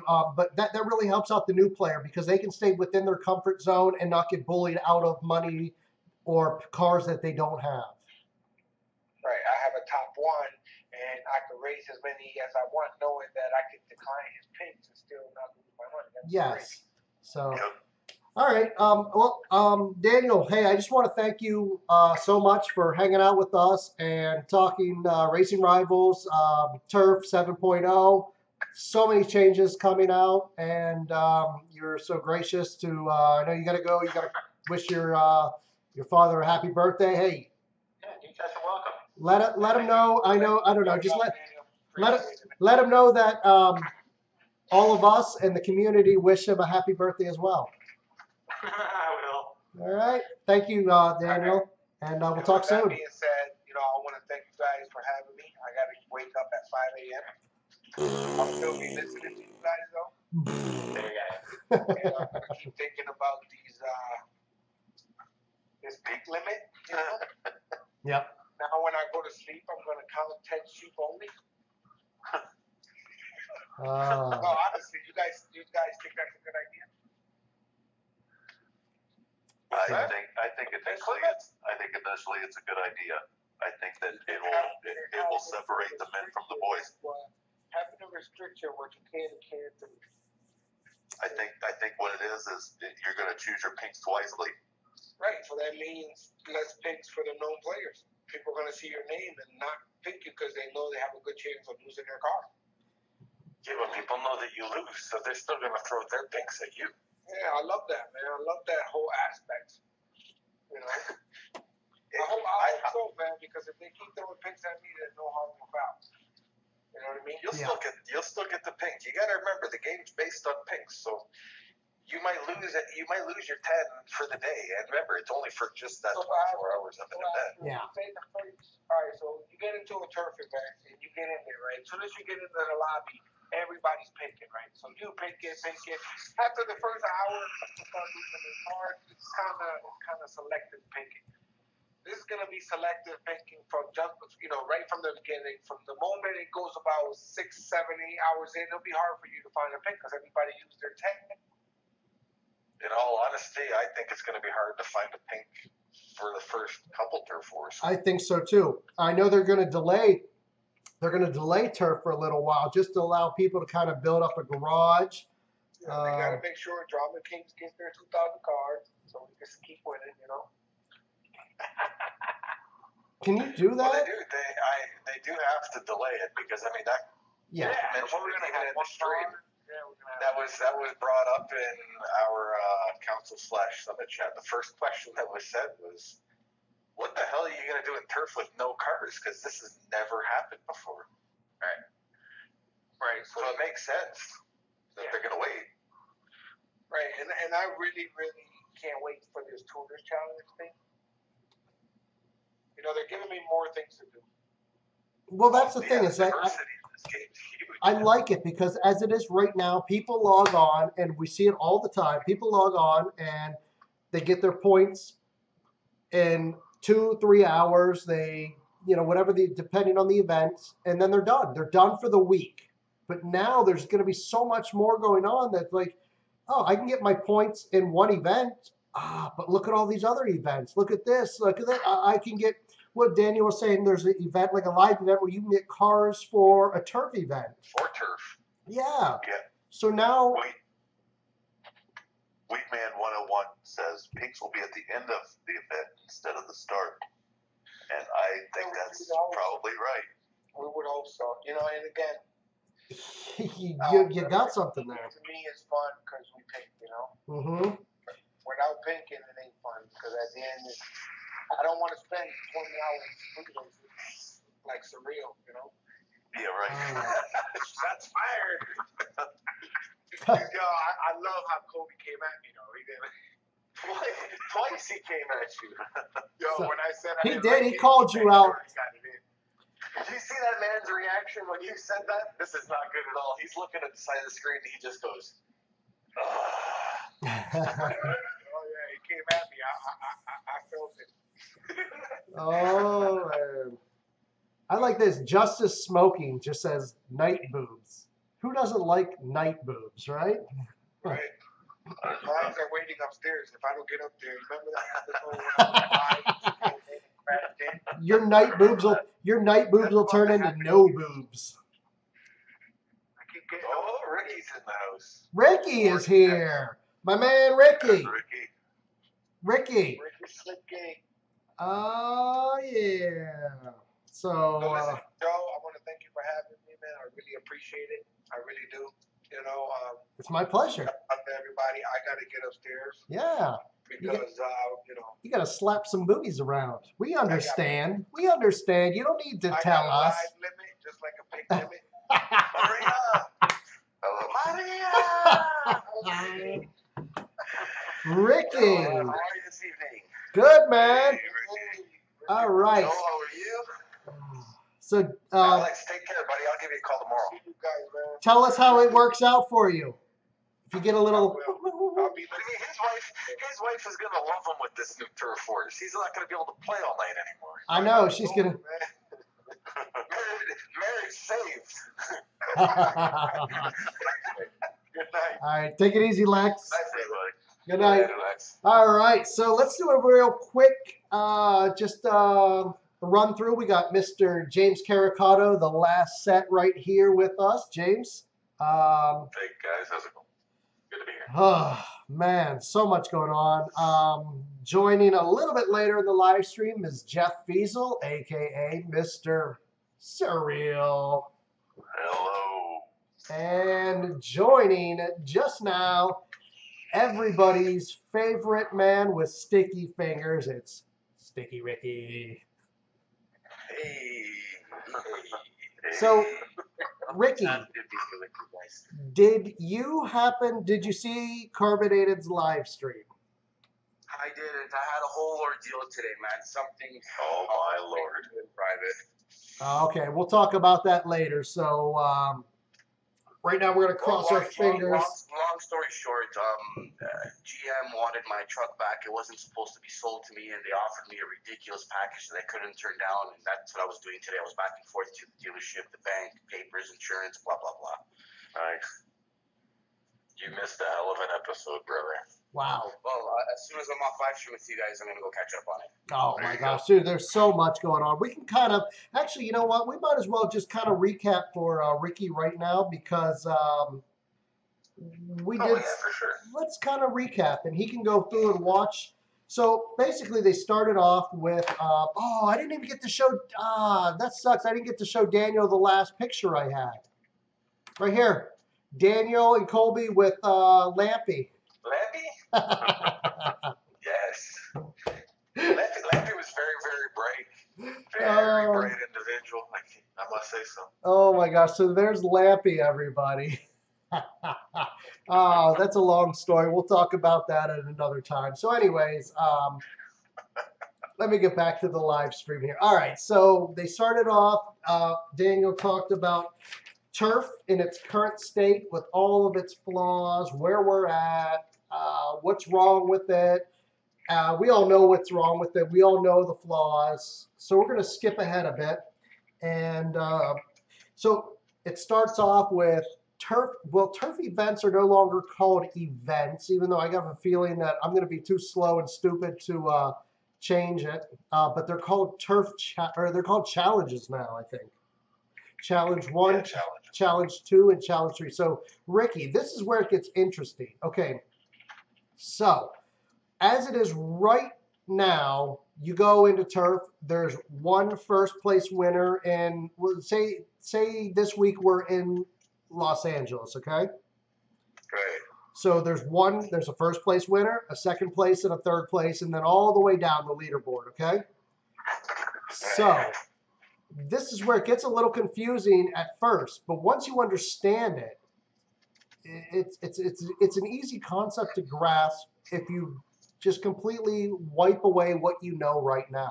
So what's going to happen is there's going to be turf this week. There's going to be 3 challenges: challenge 1, challenge 2, and challenge 3. You as a player have to be on a team before turf starts. All right. If you're not on a team to be eligible for the prizes, if you're not on that team, if you join later, okay, if you join later, you can still make points for that team, but you're not going to be able to claim. Meaning, and what it breaks down to is that it's going to hopefully cut down on the people that boot somebody and then have their account join to take over that person's points and claim. Yeah. So, Now, do they say anything about points? Like, let's just say they do move someone. Do the points go with them? Yes. That's going to change a lot. I'm happy to hear that. If the player leaves on his own, the points stay. If they get the points and the points go. Jeff, I know you're that man. I agree with the that. rabbit hole goes way deep, Ricky. It's not just losing those points. So okay, so you join it. Oh, what I missed, man. Oh, you missed a lot. There's a lot, and like we're not even going to be able to touch base on everything here. But if you join a team before turf starts, you're on the turf team. You're racing now. Here's where it gets really interesting, and you have to keep an open mind at first to understand. Forget everything you know, okay? Right now, just forget it, all right? So, turf comes around, challenge 1. You as a team can decide, we're going to attack Tokyo. We want to win Tokyo, all right? All the players on the team can race in whatever lobby they want, but it's not going to focus their points. Like, you're going to have a few points in this lobby, or you're going to have a few points in Tokyo, a few in Sydney, a few in London, and you're not going to win crap in any of them. All of your players have to get together and say, this week we're going for Los Angeles, or this week we're going for Rio. And everybody races in Rio. Now, if say we're on High Rollers Club, and High Rollers Club races in Rio, we're going for Rio, okay? Say we have first place. So there's other teams going in other teams now, in other cities. Now every city is going to have a first place winner, a second place winner, a third, all the way down to 100 or more. Daniel almost leaked that. James, did I not say that? Oh. That's not even the tip of the iceberg, brother. Just keep listening. So I knew it, but I knew it. So it just goes wild. It's beyond everybody's wildest expectation, which is really good because. So no offense to Lex. Lex is gone. I can talk shit on Lex now. Lex, Drama Kings ran the board up and down every week. They did, and what that happened. Nothing wrong with that. But what happened was it really put a damper on people's like that. I'm not going to get first place. Like, oh, in all these teams, there's these top teams getting, the first top 25 teams. It's so hard to get on these teams, so there's really no point in me racing. Now it divides up all these people. Like, it just depends. There's 6 teams. There's six cities across the board. Now you're going to have 6 first place teams, 6 second place teams, 6 third place, all the way down. So this opens up the game completely for people who are on casual teams. They're not going to get rank 2,000 now. They divide it by 6. I'm too stupid here. I got to use a calculator. So 2,000 divided by 6. Now they're easily in 300th place because you divide it up, because there's going to be tons of people. And if they choose the right city, say most of the teams are going for Los Angeles and Sydney doesn't have many, there's a chance you could get top 20 easily in Sydney because most everybody's they're fighting for Los Angeles or Tokyo. It opens it up. Yeah, so one of the greatest things to look at with this whole aspect is, Joe touched on it real quick. Over the years of racing rivals, we've had teams that run the board. One of the biggest lost commodities in this game are the perks. Because teams run map, we as players that aren't on top teams, we actually never get to see the benefit of it. So the way Turf is going to run in 7-0, all 6 cities are active at the same time. All 3 challenges are the same across all 6 cities. So you're always going to be paired up with their, we'll get to it in 1 second, matchmaking system. Yes. But every perk is available to win every week. So it's not, and it will be impossible for one team to hold 6 cities. Yeah, absolutely. It'll be very far-fetched for a team to hold 2 cities. Because now you're splitting your points up. The other thing that they did mention is They haven't decided if it's going to be 3 or 5, but, for instance, reduced engine stress as one of the perks, they're actually going to tier it down. So first place gets the greatest reduced engine stress. Second place gets a little less, and it could go either the top 3 or the top 5 for that city. They haven't decided on a number yet, but they did mention that in the stream, and that's going to be interesting. So now, Joe, you can continue where you were. Well, you mentioned something, and we're just going to go right down the list for Ricky. And everybody listening, this is like the condensed version, really quick, or so we think. I don't know. We're going to probably get sidetracked. Sorry. So. No, it's good to recap. Absolutely. No, this is great. Because my dad's got some serious teeth pain. I wasn't going to let my mom come on the bus. I had to go get her. Okay. That's why I missed out. But you're good to go right now for a little. I can't let my mom take the bus home from downtown. No, not after a day's work. Not in Canada where everybody's so ruthless too. You know what I mean? You're a bunch of gangsters down here. I'm sorry. So, Ricky, the other thing James mentioned, you probably caught on, you heard it, was this matchmaking system,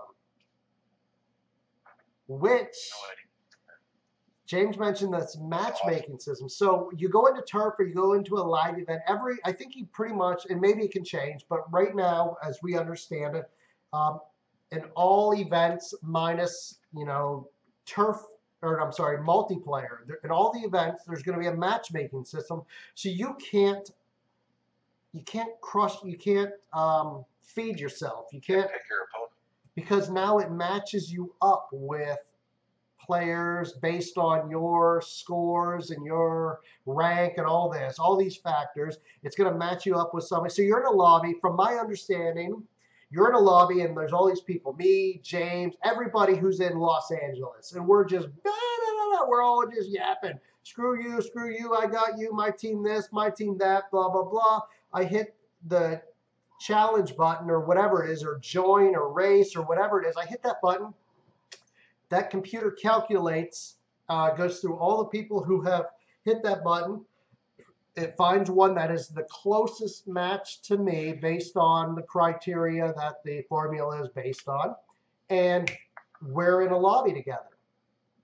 So, or we challenge each other basically. It matches us up. So it's me and James. It's matched up, me and James. So it's given me, because I challenge, we'll say, I challenge James. So all of a sudden, James is like, all right, I'm going to race. I want to raise $1 mil. All right. So now on my screen, I see James raises $1 mil. Now, I have the choice to race or raise. There's no chicken. Race or raise, which is interesting. So I decide. No chicken at turf. I want to race. No, we'll say I want to raise. I could race, we race, I win, I lose, whatever. I want to raise. Now I raise the $2 mil. Now James has the choice to raise, or he can actually go back to the $1 mil that he bet. So if I raise $2 mil, he doesn't have to race for $2 mil. He can go back because he put $1 mil on the table. He can race for the $1 mil or race for the $2 mil or raise. Are you following, or am I kind of? Yeah. Okay, so let me just throw my voice on it. So what's happening is I'm going to use you and I for the example. Yes. We're matched up. I go to you. I can raise you $1 mil. You can't chicken out. You have an option to raise me or raise a bit more. So if you raise me to 2, I can back down to 1. Yes.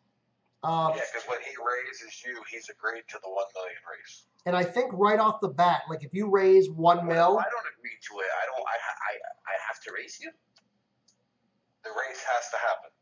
The race happens. Whether it goes, the race happens. whether it goes. If he raises you $1 mil, you don't have to race him for that. You can race him for free. A free race. Right. You can race them because we both agreed on a free. Okay, that's where I was misunderstanding. Yeah. I thought I was forced to go with what he wants right off the bat. Nope. So we both agreed to a free race. If you raise $1 mil, I can race for the free race, or I can raise to the $1 mil. Then, if you after that, or I can raise. if I decide to raise, you can race for the 1 mil that you put on the table, because that's already there. We can race, go back to that step and race for 1 mil. You can raise for the 2 mil that I put on the table, or you have the option to raise to 3 mil. And then this whole process goes back and forth. So if we get matched up, we both agree to a free race. So no matter what, you can always do a free race. But if I raise a mil, you can do a free race or the mil or raise. Or raise. Yep. Which is really good because I'll tell you, I've done it a few times and I feel bad about it. I've done it a lot of times and I sometimes feel bad about it. Occasionally feel bad about it. Once in a blue moon, maybe you feel bad about it. But I have raced for somebody and I've made them go all in, and I've cleaned them out, and it feels good, but it feels bad at the same time. Now what happens is that person's not going to get cleaned out. They can go back and decide to race for the last bit of money they put on the table, or they have the option to put more on the table and not all or nothing as it is now. Yeah, I'm the same way, Joe. Like, if I raise somebody a mil and they're all in at 40K, I feel horrible at that. I hope that they chicken. Yeah, and if they don't, I usually foul. It over, but I already know that. I already know that if you only have 40,000, I you're foul. gonna lose. I foul. I try to foul. Serious. Oh, my buddy Eric. You got that kind of money? If you only got 40,000, you're gonna lose. My buddy Eric is here. Just today, I tuned in on a 6 and I ended up in a 57 lobby, but it was a 56 car. It was 57 in my garage. And when I went into lobby, a Camaro said 28 challenge me. And I didn't want to go at it because I was in an R2 car. And I was like, you know what, fuck it, I just want to see if my car fits. And he raced me, and it was a 56 car. And then some other guy came at me, and he threw he was in the lobby, cash, and he threw 500 at me. So the first thing I did was raise a mil. Yeah. And he had like 19,000 or something like that. And I was like, and he took it. I was like, you know what, the worthless now, so I found it over to him. I've done that. Yeah. Jeff, he started talking trash in the lobby, and I was like, dude, you have no idea the favor I just did for you. You're a Z28. Doesn't that just chap your asshole? Like, I know it's a racing game and it's all about talking trash, but when you actually foul out on purpose to give somebody, it really chaps your ass. He didn't even have enough time to drop, because as soon as my launch light came on, I hit it. Yeah. You know what I mean? So right. Guaranteed, as his needle was dropping, I already left. He already knew it was a foul. Yeah. You know what I mean? And so he came back like, faster cars. Like, you're such a buffoon, dude. Check this out. One of the nicest things about this, Ricky, people, I'm sure you've seen it. We've all seen it. People want to raise cash only.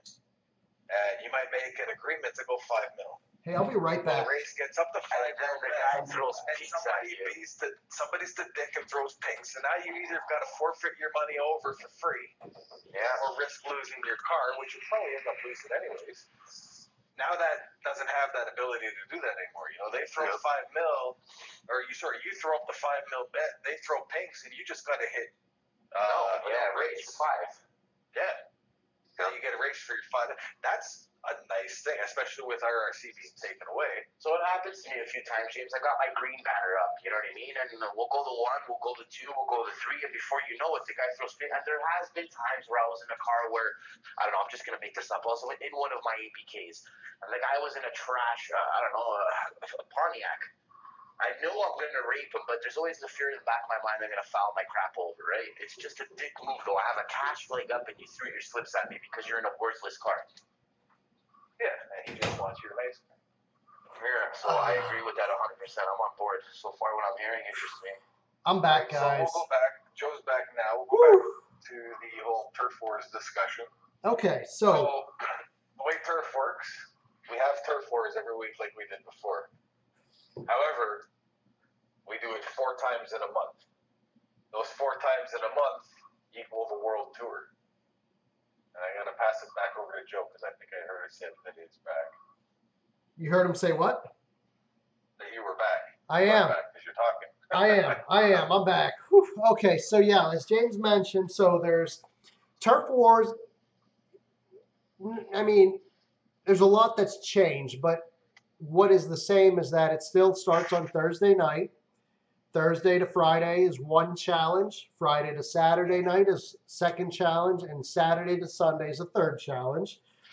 You accumulate points. Points are not what determines what place you're in. Challenge points do. And this is where it's a very simple concept, Ricky, but I'm not going to do a very good job explaining it, okay?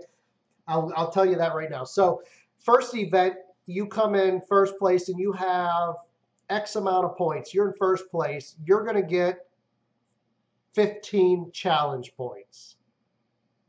Second place may get 14 challenge points, 13. I don't know exactly where or how much points people get. But as the ranks go down, obviously the challenge points go down. So you could put like a ton of points up on the first event, a ton of points up on the second, and do nothing the third. And you could still lose because it's not based on points. It's based on challenge points. So you could put up, basically you don't have to put up the most points to win first place. You have to just earn the most challenge points. Does that? What I understand that. What I don't understand is what consists of a challenge point. There must be It's converted from your turf points. And this is where we don't know. I don't know, and I don't think. So everybody's points on the team. Everybody's points on the team are kind of lumped together, added together, and based on that point, those points you get challenge points. Now, like I said, you could put up 100,000 points the first event and get 38 challenge points. And then if you do nothing the second and the third, you get very little points. Yeah, you have 38 challenge points, but you put up a ton in the first. Other people on the second. Whoa, excuse me. Wow, that came out of nowhere. So they kind of want, it's kind of like no more sitting. They kind of want you to work. Absolutely, that's what it is. There's no more sitting, getting your points first event and then sitting. This has to do. No more men. Yep, because you don't know. It's going to change event to event depending on how much points people put up. Yeah, like your team could kill it in the first event, and after the first challenge, your team's sitting in first place with, let's say, 35 challenge points, and you want to cruise, so you don't do much. Well, the team that came in 15th place in challenge 1, challenge 2, challenge 3 have accumulated more points than you did in challenge 1. Now they're ahead of you. Yeah. And this happens 4 times. So each week we have turf wars. Same as the week before, no change. Same as the week before, new events, and those events, again, all 3 challenges are the same for each of the 6 cities. So it's one server, nothing can thin out because they have the automated system. You're always going to have somebody to race. Well, at the end of the 4th week, all 4 weeks are now combined together for the World Tour, which is the ultimate finish to what Turf Wars 7.0 is. Right. And the other small detail is this. So, Ricky, if we're all on the same team and we decide all of us we want to hit up Tokyo, all right, because we want Tokyo for whatever reason. Lex is and he wants to hit up and take over Los Angeles. So we're in a lobby. We're gonna be able to race Lex and his team and every other team in the game. They're just gonna be putting their points towards Los Angeles. We're gonna be putting it towards Tokyo. So basically, if we're racing for one city and other people are racing for another city, we'll still see them in the lobbies and still be able to race them. Joe, I'm trying to jump in. Here's something I want to touch on. I know all you guys will have an answer for me. Yeah, we're all on the same team right here. We're all on the same team together. Yeah. I'm looking for the words. Can Jeff go to Tokyo? I can go to London. You can go to Los Angeles. Yes, but it's not going to benefit your team because now. Right. So we all have. So who picks? I guess there is no picking. You guys just have to communicate and say, "Hey guys, we're going to hit up Tokyo." Yes. Okay. That's going to be the pressure on the leader. Right. And your team is going to have to be rock solid. And I was wondering, like, say you're your team leader, and you're looking and like, we got 100,000 points in Los Angeles, and then we got 10,000 points in Tokyo. I wonder if they can look and see who made those points in Tokyo and go, why the hell are you in Tokyo, you retard? Yeah. You screwed us. We got second place. If we had those 10,000 points and put them towards the city we were going for, we would have gotten first, but you screwed. I don't know if they'll break it down and show who made what points where, but that is definitely Ricky. Like, that's the whole, it's up to the team leader to communicate and say, hey, we're going for Tokyo this week. Or, and that's the thing, it's like, you could have different things. You could have, like, Lex could say, we hit up and we hit Tokyo every week. That's our city. We're not going to lose it. Or you can do the opposite and do like a sneak attack and say, hey, we're going for Sydney. We're going for Sydney. And then all of a sudden turf starts and boom, you're hitting up Rio. Or you hit up Rio the first event and you realize everybody's going for Rio. Nobody's going for, London. And then all of a sudden you switch up your game and decide, hey, we're going for London. We got a good shot at getting first in London because nobody's racing there. The points are empty. So it's right. So there's a bunch of questions actually that are coming up. Yeah. They're all the same. Sure.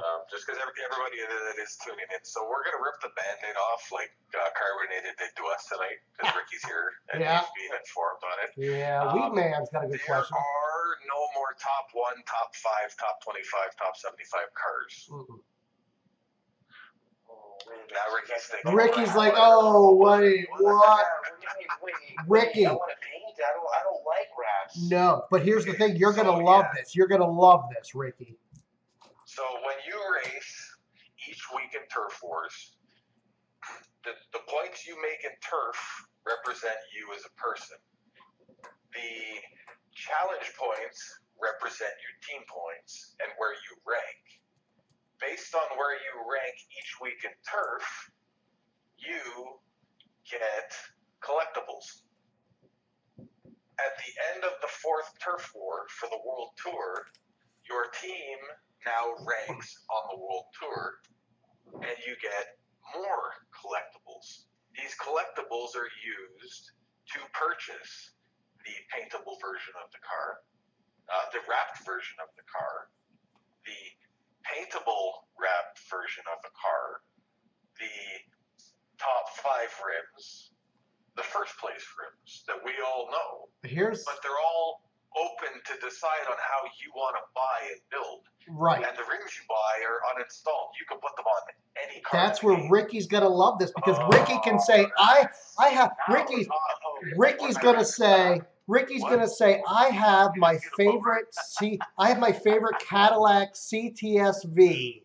It's in matte red or whatever. Ricky's gonna have his favorite Cadillac. And now Ricky can put first place wheels every week after week on his Cadillac. Damn it. Sounds good to me. And you have the option to choose with those collectibles you've earned collectively as a team.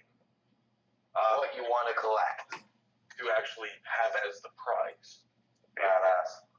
Super sweet. So again, when they did it on stream, they didn't explain that per se right away. They just said, no, there's no more prize cars. Wait, what? It kind of sucks. And so you get bragging rights. Every week you get bragging rights for the city. Your team's going to be up there if you won the city. Every month, if turf happens every month for the World Tour, the winner of the World Tour's name is on the list of who owns the World Tour.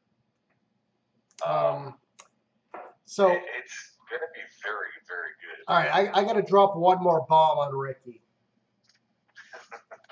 Sorry, Ricky, but the bomb's being dropped on you. Okay, so everything right now is pretty well within reason. Yeah, everything's good. That's good and good. So here's the big mind blow here. So, I'm on board right now. I'm trying to figure out. So there's these things called pink slip vouchers. Okay. Oh. So.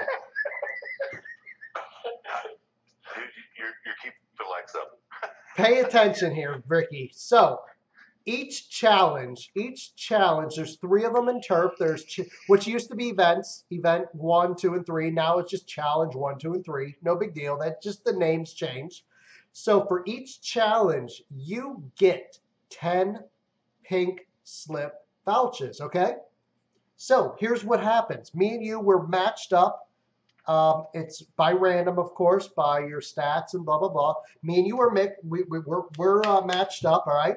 So I challenge you for pinks. You accept. All right. You win. You get my car. You can keep it, crush it. Nothing changes for you. All right. Now the next race, you're up against Surreal. Same thing happens. He challenged you for pinks. You win. Yes. Nothing else happens. You win his car. You can crush it, keep it, whatever you want. All right. So now remember, you have 10 pink slip vouchers. Here's what happens. You go up against James. All right. You're feeling good. You're like, James, I challenge you for pinks. James accepts. James kicks you right in the right in the O-ring. All right. Boom, right in the O-ring. He got you good. So now you're down. Now you're down to 9 pink slip vouchers. So you went from 10, you lost a vouch, but nothing happens when you win. But when you lose a pink slip vouch. So you can lose 9 more times. All right. When you lose that 9th time, you can no longer challenge for pink slips in that event. All right, in that challenge. If James or somebody else, what that's about. yes, exactly. You know what that's about. Quality over quantity. Because Yes. I'm sick of these guys saying, I need 100 SIs, 59,000 SVPs. That's exactly what it is. They're trying to control that. So, nothing happens as long as you keep winning. If you lose a vouch, you lose your voucher, then you're down to 0 vouchers. You can still race for pinks only if you are challenged. You cannot challenge anybody, but if James still has pink slip vouchers, he challenges you, you can accept. All right? So that's... Lex hates that. He does. He was going on. He was heated. He hates it because Lex he was doesn't heated. understand it yet. He thinks that he's going to be able to have 200 cars. Well, because that's I mean, let's face it, not to take anything away from them, because they're a bunch of beasts, you know, but how do you stay first place with 10 SIs, 10 GTIs, and you can't, bro? Well, that's the truth. You can be precise. For every 1 car you lose, you have to win 6 or 7 kind of thing. You can buy cars through crates. Gerardo, my man. But you don't have to. Okay, you can earn them. Live events, and other legacy events. So if Lex wanted to have 20 cars of one kind, he can, but it's going to cost him. Which again, see that. And then his chances of getting those cars in that quantity is probably going to be slim, depending on the drop rate. Yeah, because there will be separate cars. It won't just be 1 crate for Camaros at 28, for instance. There's going to be 5 cars in that crate. Right. I get it. It's going to be interesting. The thing that everybody has, like Joe said earlier, the thing that everybody has to get out of their head is that Turf Wars is pink to win. That's not the case anymore. No, you have to This whole unlearn. idea of pink every race has to go out the window. Unlearn what you have learned. It's different now. We're going to have to adapt to it. And I kind of like it. It does raise a question, like, what do you do after you lost your last pink slip voucher? You can race for free, and if somebody raises you, then you can obviously raise them. That door is still always open if somebody else opens it. You just can't open it on your own. Or you go race a live events or something. Well, that's it. Or go do the Twitter challenge. Well, that's the thing. There's all kinds of other events that are going to be going on simultaneously. So,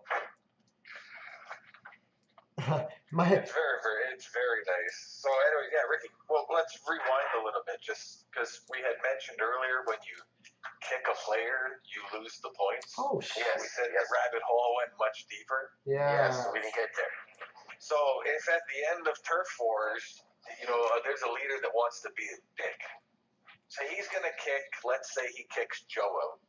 That bastard. Joe made an ass load of points in challenge 1, and Joe made a mediocre amount of points in challenge 2. And in challenge 2, he made a lot of points as well. In challenge 3, he was slacking, and the leader has the ability to see this. He wasn't impressed. He kicks Joe out. So not only does he lose the points that Joe contributed, but the system will go back to challenge 1. So do you got that screenshot, Joe? It shows the expired thing, and it shows your points. So at the end of each challenge, it will show you where your team ranked in that challenge and the challenge points you earned. However, if Dickhead Leader decides to kick Joe out, and Joe made a bunch of points for them, the system actually goes back to the event that was expired and recalculates all the points and will drop the team. And to top it off, if you didn't join a second, at least the bare minimum of a second before turf started, you don't get the claim. So now there's only 19 people that get the claim. They don't get to add any one of their second accounts. They don't get to add their friend to claim that car. Yeah, there's no more double claiming cars either anymore with this system. Unless your player is on that team from the beginning of turf, and you're actually putting in the work and racing two accounts, there's no double claiming anymore. That kind of sucks because some do work harder than others, but I understand the no double claiming because they can still 6-man teams out there, and before you know it, that same car you just worked your ass off for the weekend. This guy just claimed for them because he's a beast. And the poor guy who just got into turf, who's literally on a second or third turf, excited, I'm claiming cars, and this car is worth junk because this guy's got 4 of them. And he's going to sell them for $3, $4, $5. But they can still do that. They just have to have that account on the team from square one, from start. Yes. So what it does, you have to think about it, Joe. That if that means you're going to have to work extra hard because you're not allowed to have all those quality cars. Right. So if you do have another account to double claim from the beginning, you better make sure you're on it because I'm pretty sure teams are going to be full with guys who are going to play from start to finish. Sure. So that's what they're trying to get out of us at least. There's no free rides anymore. You want to double claim, you have to put up points for those two teams, or those two accounts that you're racing for, whether on the same team or different teams. You have to put those points up now. There's no free rides. You can't just put up and win on one account and make up mad points and then add another account and claim for it. It just doesn't work that way anymore. Which I agree with, guys, because give me 50. I like kudos. I'm good at them. And they're cheap. I'm using that car as an example because they're so inexpensive. I sit in a 58 lobby, Joel, and with 15 of them, I could put up 100K, and I made my min. I don't got to do shit for the rest of the turf. And that's what people were doing. I just decided that I'm going to have 18 members plus myself and another account for me. That makes a lot of sense, though, because we both know that every week. Well, you're gonna hurt it. You know what I mean? No, I would never do that. It's never, ever, ever been about the cars for me. No, I know that, buddy, but people fail to see that. All right, so you know what's the funniest? You know what the funniest thing is? I just looked at one of the comments here. But the funniest thing is all of this information we've given, what's one thing we haven't even cared about? We haven't even mentioned once. We don't give a crap about our legacy garages. We don't even care about that. We want to know what's new. I do. I want my cars. I miss them already, man. Well, you're going to have a chance to race them. Because I noticed there's a comment that popped up on Matt Tyson. But I think that's good because, I don't know, every game that comes out, it evolves, and every time there's a new update, everybody, and I'm not just Racing Rivals, but I played other games, obviously, over my 39 years of video game history. I played quite a few games, and anytime a new game or a new update comes out, everybody freaks out. But what happens is everybody get used to it, and they don't even care about the old game anymore. So like everybody's freaking out over their legacy garage, but I have a feeling that in a few months it's not even going to be anything that anybody cares about, because there's going to be so much new content out there that they're going to really that's where their focus is going to be. I don't know. I've said it before. I've heard Jeff say it before. 7.0 drops. I'm worried about building my army. I'm not worried about what the hell I had. Right. Yeah, when it comes, I'm going to hit it full blow. That's exactly it. I'm going to go and be as fast as I can to build my garage so that I have stuff for war and so that I have stuff for sale. Okay? I'm going to have stuff for everything. I'm going to be ready. And if you're not doing that, you're going to be left behind, because a lot of us are going to, guys who've been playing a long time who do put money into this game are going to go at it full bore. I'm not planning on, when they do bring turf out, I'm going to be ready. You can guarantee that. Oh yeah, that's the other thing, Ricky, is when 7.0 drops, Daniel and Colby both mentioned that turf, or was it afterwards? I don't know. They mentioned that turf, they're going to give it some time. They're going to allow people to kind of build their garage up a little bit before turf hits. They're going to delay it a little bit, because if they have turf the first week, nobody's going to have the cars or the means to race. And that's it. You know what? Too bad, in my opinion. Hit the ground running, man. Go get it. Yeah. No delays. Go get it. Go get it, huh? Makes sense. That's how it started back in the day. When you think about it right now, man, I'm gonna do my best to learn. In my opinion, the first thing I'm gonna do is try to figure out if it is a new tuning system. If I can manage to make the cars, because just in the past, I would say in the last year, somebody managed to teach me how to make cars fit with a calculator. So power to weight ratio, and then you find out the decibels. So you go into a lobby. Long story short, it's so confusing. I've tried to teach a few friends, and unless we're face to face on video, or I actually have a piece of paper in front of you, it is Russian. You've never understood it. No. Basically, you take the decibel from the lobby, you figure out the lobby number, you figure out power to weight ratio from a certain car. You take the 5th decibel from that, and that'll give you your lobby. And then when you tune your power to weight ratio, you have to match what you get. For instance, 300 divided by whatever, you get 21. If you look on the decibel point and the 21 on the car and on the 5th decibel is 21, then that car fits perfectly into that lobby. All right, Albert Einstein, you lost me there, fucking. Joe, Stephen Hawkins. I'll do it with you. You'll see how I do it. You can pick a random car, and I'll put it into a lobby. With you, just so you can see how I do it. You know what I mean? Yeah. So long story short, in 7.0, I want to see if the methods are the same. If I can get in and tune a car and put it in the lobby properly, then I'm going to try to be as fast as I can be in the lobbies the way it used to be. Yeah. I love Max. I only run Max. Anybody who knows me, they say, Rick, you have a tune for this car? Yes, Max it. But I was forced into it. I used to be a tuner. You know what I'm trying to say, Joe? When the point system changed, I was forced into Max. So I don't know if you can see. I don't know if you can see this the live stream right now, but I have a screenshot up, and this shows like the world tour. It shows challenge 1, which is over. It's expired, finished. It looks to be like you won rank 23, maybe. You earned 15 challenge points. So here's where we talk about challenge 2 is a R-Class front wheel drive, event, and you have to be in the 1664 to 68 lobby, which is a 68 lobby. It just kind of breaks it down and shows people that you can be a 1665, but you're going to be going up against 68s. You're going to kind of lose your ass on this deal. And they have the other ones. That's exactly what I was saying. I'm going to try to make it fit. So from my understanding, they're not changing tuning or lobbies or anything. but actually they're just making it a little bit more transparent for people, saying, oh, so you're in a 56 lobby, A-class front-wheel drive. You could be anywhere from a 51 rating to a 56, but obviously if you're a 56, you're going to kick anyone's ass who's a 51. Right.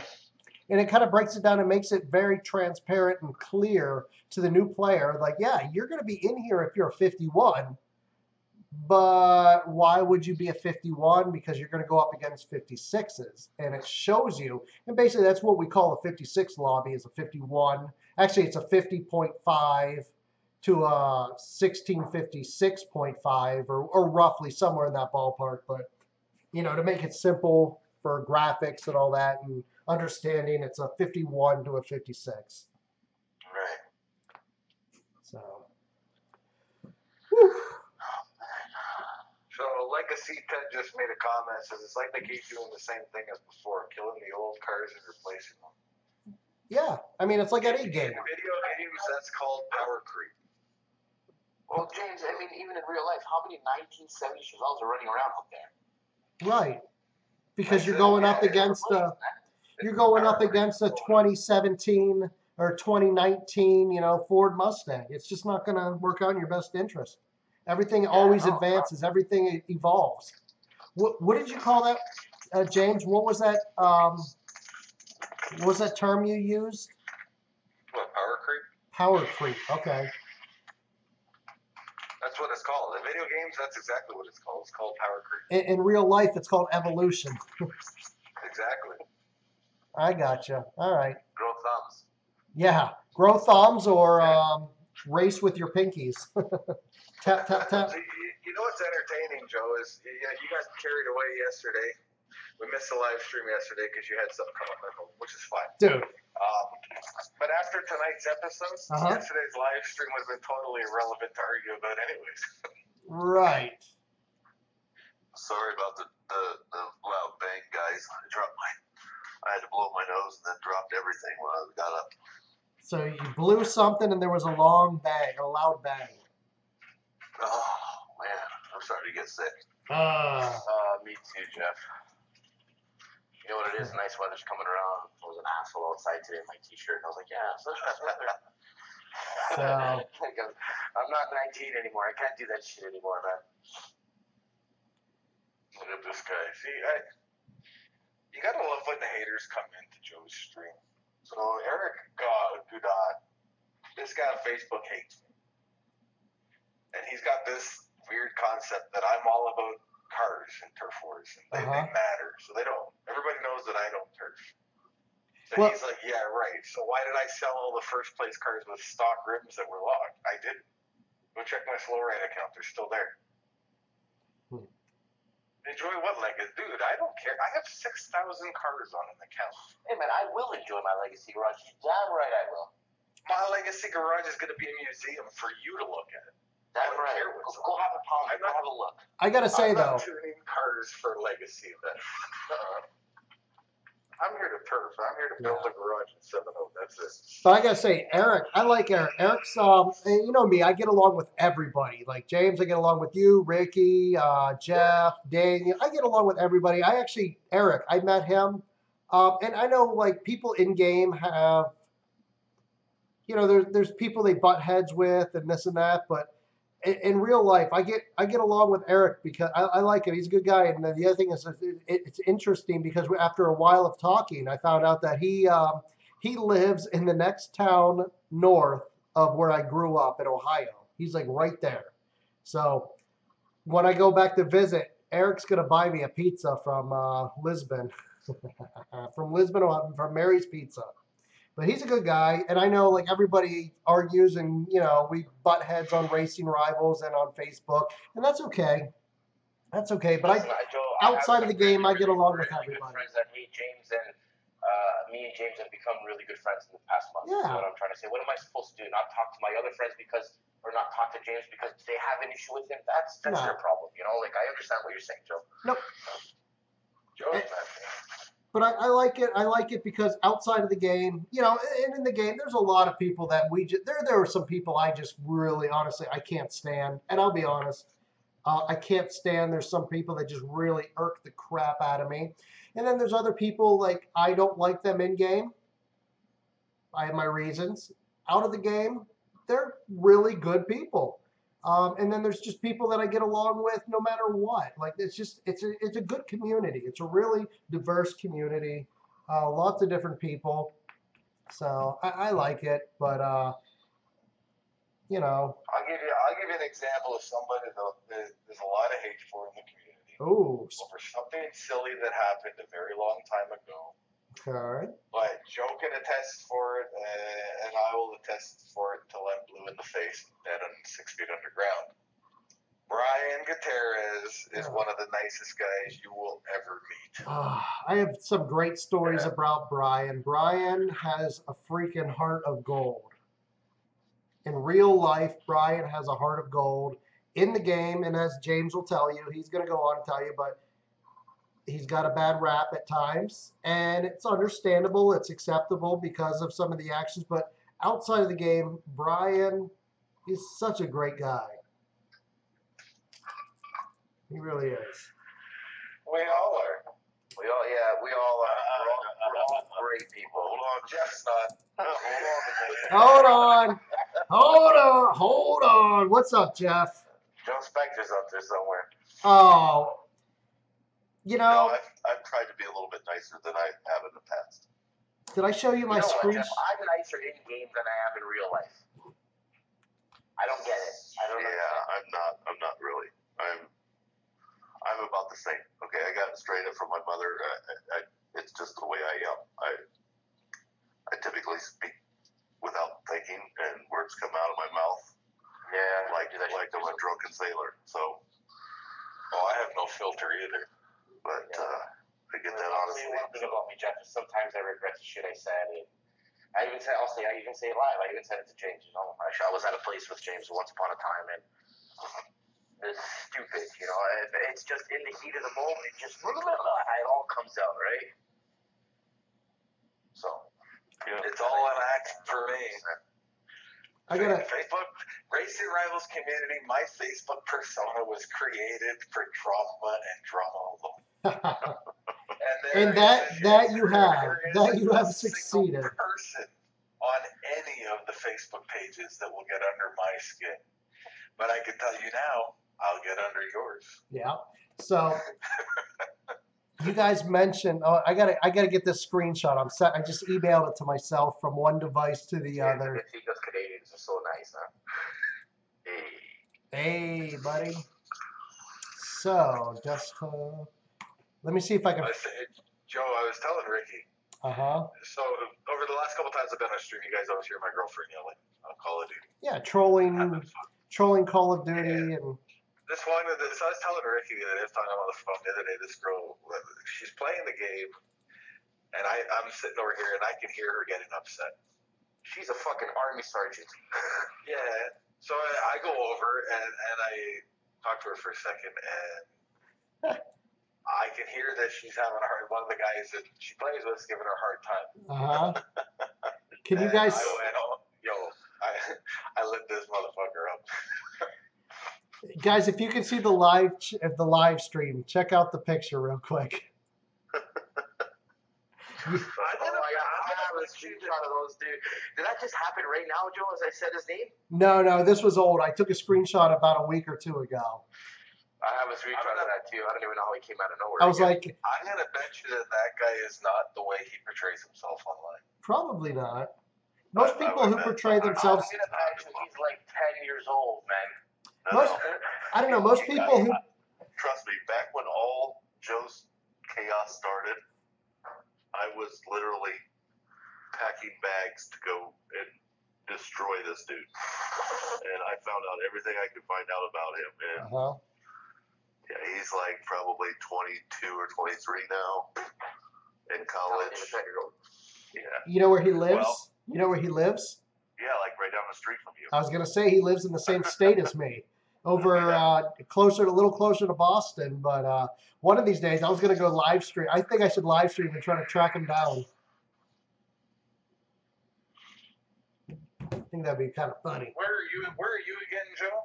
I am Western Mass. I'm in Greenfield. You're not too far from Alex. No, me and Alex are about an hour away. And I'll tell everybody. I can't believe that guy hasn't made it out to you. I'm telling you. That's what I'm telling you. I've been talking to him recently saying, dude, you gotta come. I have a couple of, I probably shouldn't say, but hey, I got a couple of pounds of weed that I grew. And I have it. I'm like, I told him, I was like, dude. I'm coming right now. Give me the address. I told him, I said, I got a couple of pounds of weed. You got to come up here and live stream. I'll hook you up, man. Like, come up here. We'll have a live stream together. How cool would that be? Like, me sitting here just like this. See how the door is behind me right here? Right here. Comes Alex. And I could sit here and I could pretend I didn't know he was here. And I so wanted to do this, and I'm going to tell you guys because it's not going to happen. But I was like, I could sit here and be like, yo, he could be outside that door, just real secret and quiet, like, right? And I'd be like, yo, Lex Drama Kings, you guys are going down 7.0. There's no more cheating. There's no more this, you know that. All of a sudden, he can just go, oh, get the door, fucking, give me a freaking people's elbow, drop me to the ground right here. I'm telling you, I think that would be so cool. If you're gonna stage that when he opens his door, you gotta get him to yell, "First time, motherfucker!" There it is. I so wanted to do that, man. I so wanted to do that, but it's just not going to happen. I'd like to have him come up here anyway, still. But I had that idea. I was like, dude, I was tossing it to him. I was like, we could like build up a whole thing, like a week's worth of like drama in the drama pages, like me versus Lex. You know, kind of build it up, make people believe it. And then, like, I could post it. I could post, like, in his group, like, I'm going to go live talking crap about him. And then all of a sudden, there's Lex. Boom! Kicks in the door. Gives me a people's elbow. But, you know, maybe down the road sometime. I think that would be really cool. Oh, that'd be great. I think that'd be awesome, too, dude. I gotta go have lunch with Ricky one of these days. Yeah, you guys aren't too far apart. James, did you get my messages? I saw that. Dude, I don't even know how I haven't had one yet.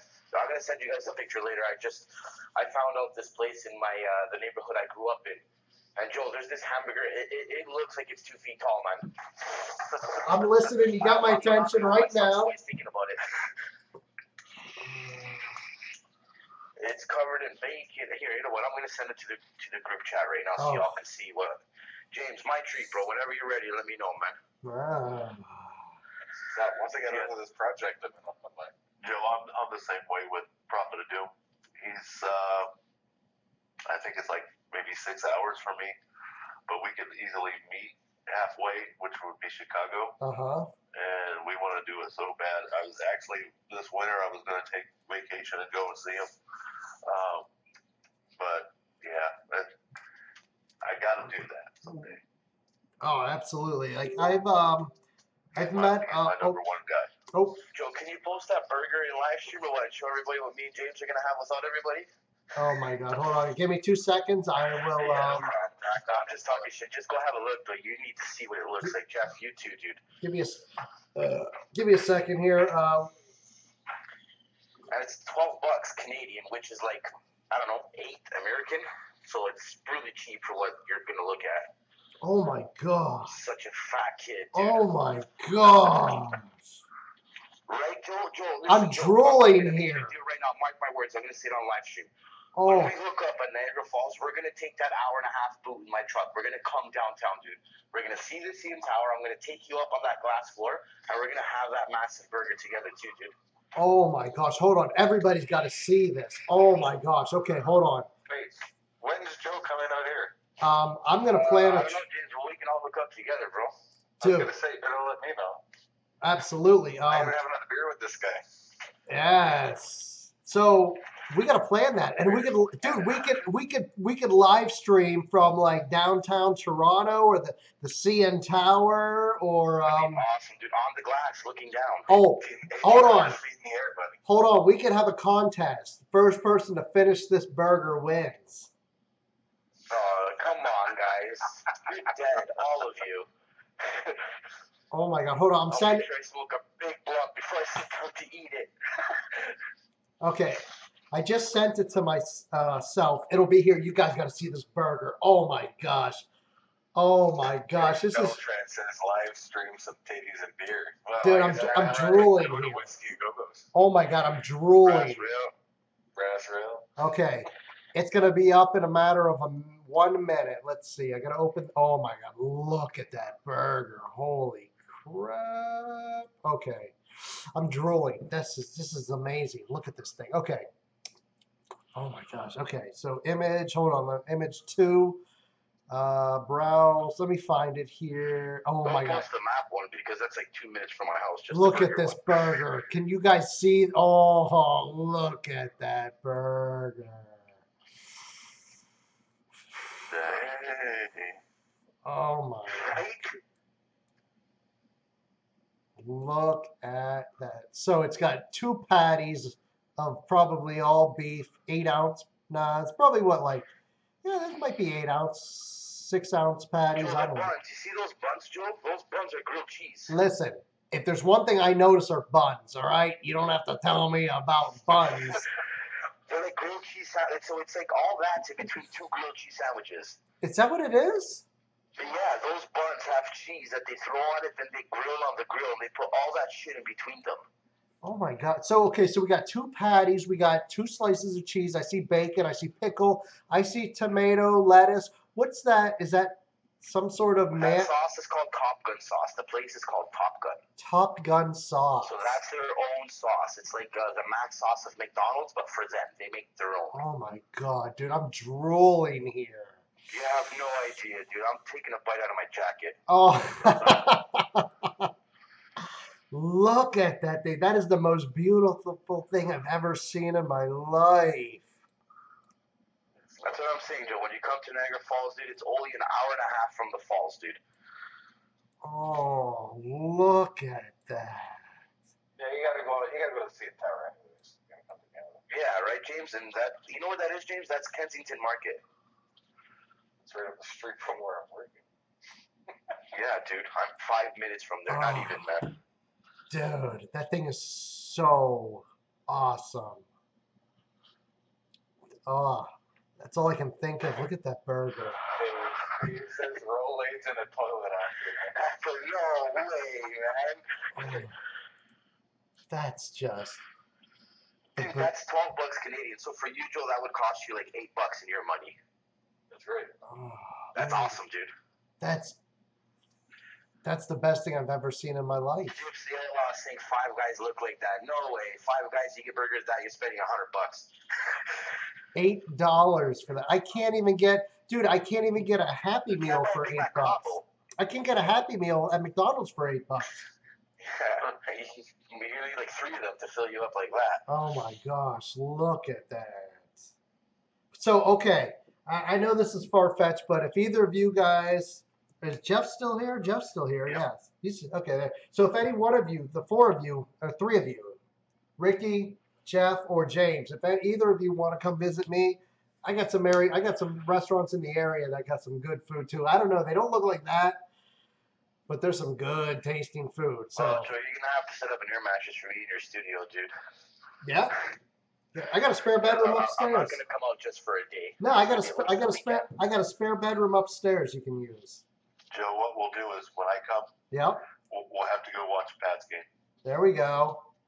Why don't we legitimately? I know we're talking out of our asses right now. Why don't we legitimately all make a day where we'll all meet up there? All right. Whether we go to we'll just take over Joe's house, man.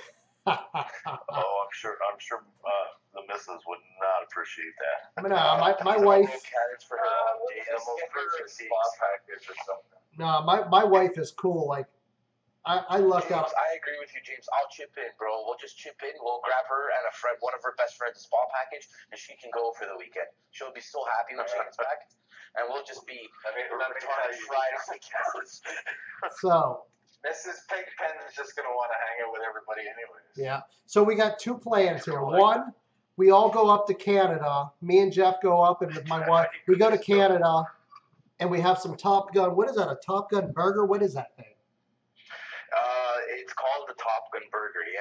And Okay. the place is called Top Gun Burgers and Steaks. All right, so that burger just came out this spring. oh, that thing is beautiful. That thing is beautiful. That's like the most beautiful burger that I've ever seen. So I'm gonna come up. My wife wants to go to. She wants to go to the Canadian side of the falls, but since we're there, we just shoot around Lake Ontario. Yeah. To Toronto. I'm James knows. I'm literally a 2-minute walk from there, man. Oh, so we're gonna shoot up there, but then the other plan, you guys can come down here and crash anytime. Crash my studio. We'll live stream. We'll drink a lot of beer and do a lot of things that. We'll do a Lego thing too, dude. I love Legos. Legos, how yeah. Jeremy, guess who's here? Pigpen Sanchez, my man Jeremy's here. Hey, look at that. That's a nice. Ricky's here. James is here. Surreal is here. That's who's. I'm joking. Oh my gosh! Look at this! Look at this! Look at this! Look at this burger! Oh. You're still looking at it? Yeah, dude. Here, look Joe, at. I'm gonna here. Check it out. They have a buffalo chicken strip burger. I'm gonna post that in the chat too for you to see it. Oh my gosh! Look at this thing. You're gonna have a hard time picking though. I'll tell you right now. Dude, so awesome! Oh my god. Okay, so we got to plan this out. So me and James we've already met. We've already hung out. We hung out at I forget the name of that bar. What was the name of that bar? It was in Long Beach, California, right below not Carbon. Right, what the hell was the name of that bar? But we've met each other. We've had beers, but we're long overdue for. Dude, I'm drooling. This burger's got me all sorts of messed up. Okay, Joe, go back to chat for a second. Now that I'm zooming in on, there's jalapenos. Oh my god, such a fat kid. It's not even funny, man. Dude, I'm a fat kid at heart too. Look at this piece. It's called the buffalo chicken strip burger. All right, it hasn't been. Oh, there. I just got it. Oh my god.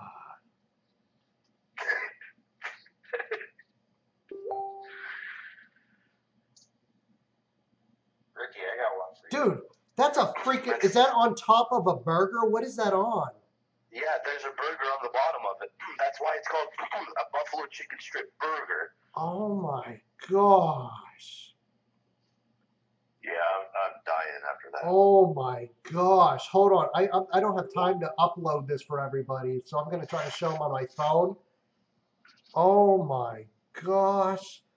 It's a burger. Look at it. Lettuce, tomato. There's a buffalo sauce. Pulled pork. Chicken fingers. And then way down here on the bottom, there's a burger with cheese. Oh, I'm in love. I'm in love here. This is... that's the most amazing thing I've ever seen. What is that? What is that? What's that other picture? Looks like pulled pork. Holy crap. That dude's... one I shared a picture of is called the quad pork burger. It's got 2 pork. I knew it's pulled pork. Bacon. That dude is as happy as me. Look at that. Look at this. And the pork patties are stuffed. Look at the smile on his face. The smile on his face is like me. I'm like, look at that. I'm all giddy as a school kid. Oh my gosh. Wow. Oh, yeah. This is... Look at that. Look at that burger. If that's the chef, I'd kiss him. It is that's the guy that owns the joint right here. God, kiss him right on his sweaty forehead. Oh my gosh. Look at that. Oh, you guys are killing me. I'm gonna go to bed hungry tonight.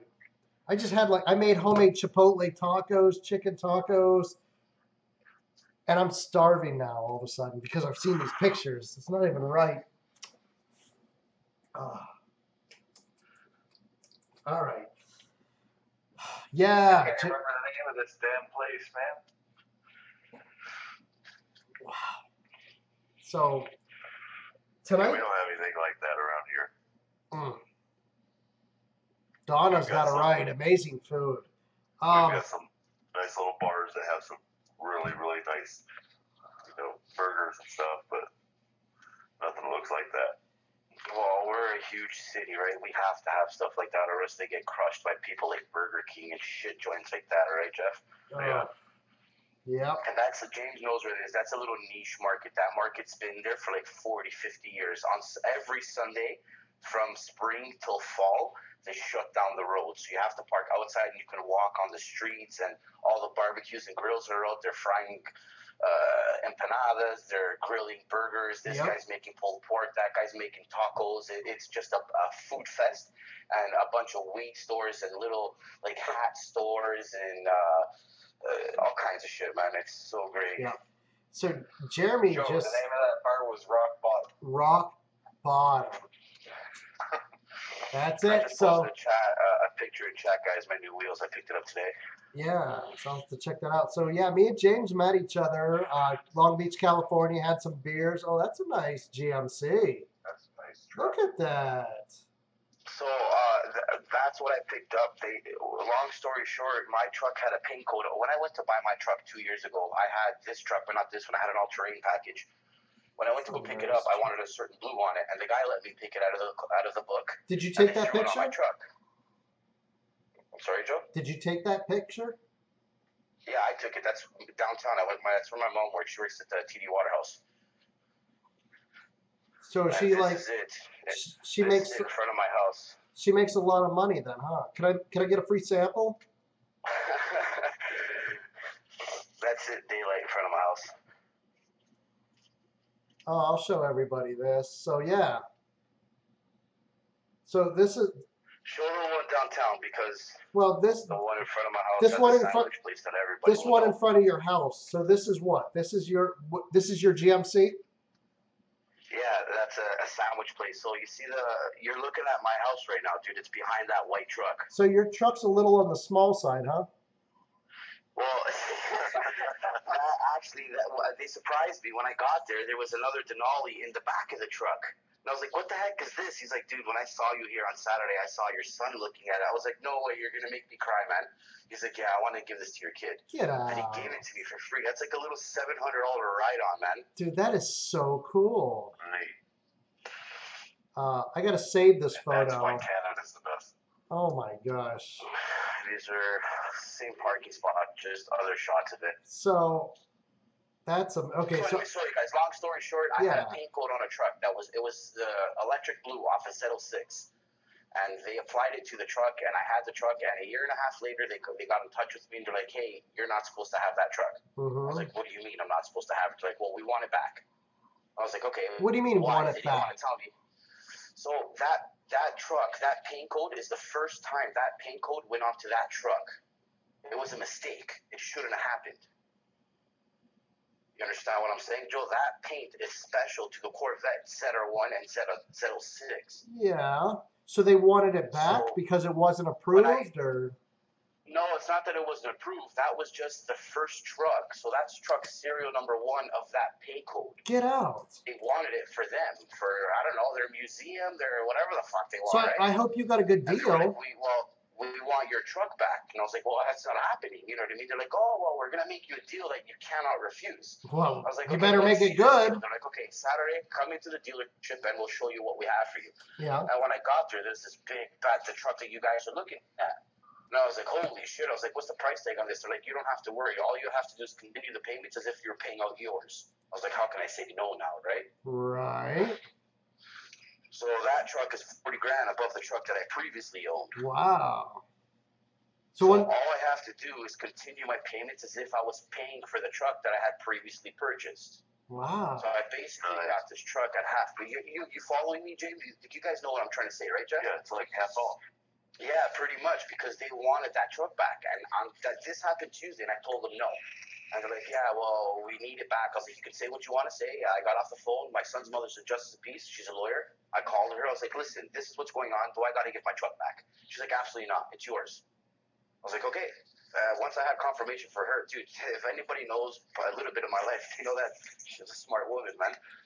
I went back to them. I was like, I'm not doing it. I'm not giving you my truck back. And they started throwing some threats at me. Well, you're going to have to, blah, blah, blah. I hung up the phone. On Thursday, somebody called me from some headquarters in Detroit. On Friday, the guy who sold me my previous truck called me. He's like, dude, some really high-end people just called me for you. I'm like, okay, I don't care. I know what's going on. They're like, well, they're sending a truck here tomorrow for you to come and look at. Can you just do me a favor, please, for me? Just come in and look at it. He's like, okay, for you, because I like, he's a friend of mine, right? He's like, I'll come in and look at it. You guys are 20 minutes from my house. And when I went in, SOB, my jaw hit the floor, and I was like, damn. I was like, I can't afford it. It's not for me, you know? They're like, it is. It's for you. It's the same payments. You're not signing a new term. You're not continuing. You're not losing any money. We're basically going to put you in this to get yours. I was like, well, fuck, here's the keys. So this red GMC truck we're looking at here, right? Mm-hmm. That's your son's, and yours is this little GMC right here? Is that correct? Yeah, you said it right, Joe. Okay. Are you sure you can fit in this thing? It looks... I tried it out, dude. You look a little out of its league, I gotta say. It's a two-seater, Jeff. James, James, you're close to me. Let's go for a roll, bro. Look at that. I thought that was so awesome, dude. When I got there, it was in the back of my truck. So that is really cool. I can pick up my son in 2 weeks. When I go to see him, I'm gonna paint it red, so it looks exactly like mine. And look at that. That's really awesome, man. Look at that. You get the little car. Your son gets the big car. Jacob gets the GMC full-size truck. You get the little one. You can crane yourself. You can pull yourself in and out with a shoehorn. It's all good.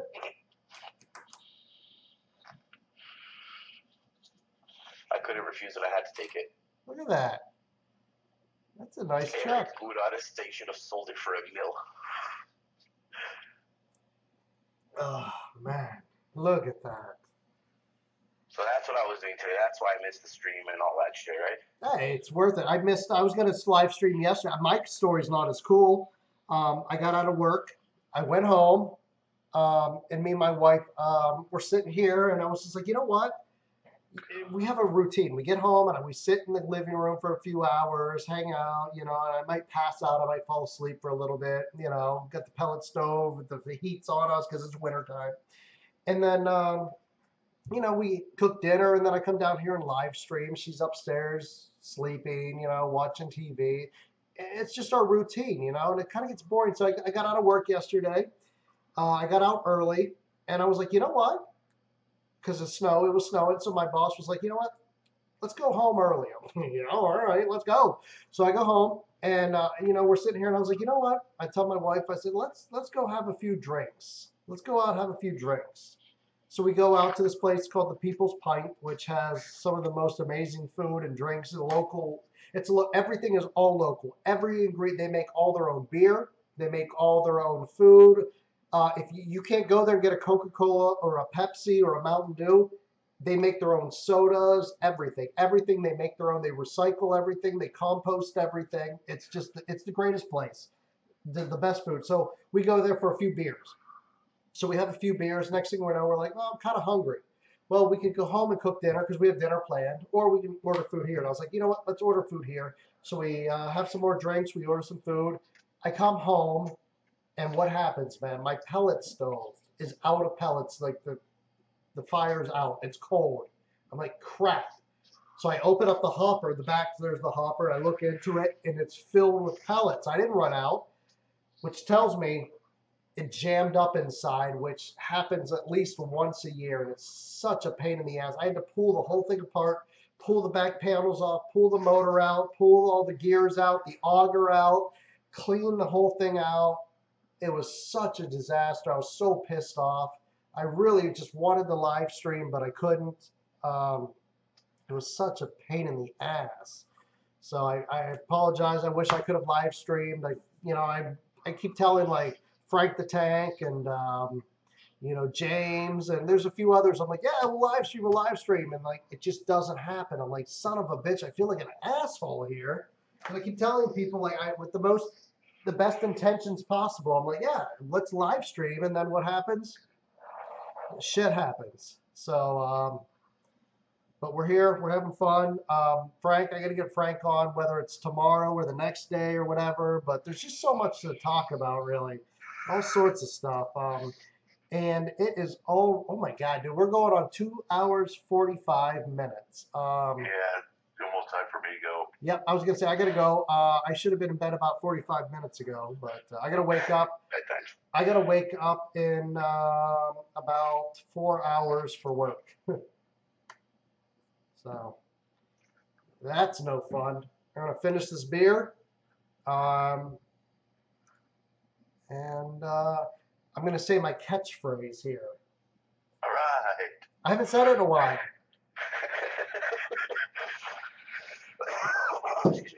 I haven't said it in a while. My little catchphrase. James mentioned it earlier. So, all right. I look forward to it. You don't say it. I think I even said it one night. You know where I stole it? I stole that from my wife. My wife has all these cool little, like, she has so many cool little sayings and like nicknames and phrases she uses. I steal them from her. Like, you guys think I'm cool? I get it from her. I steal everything from her. So let me just kind of, James, you still here?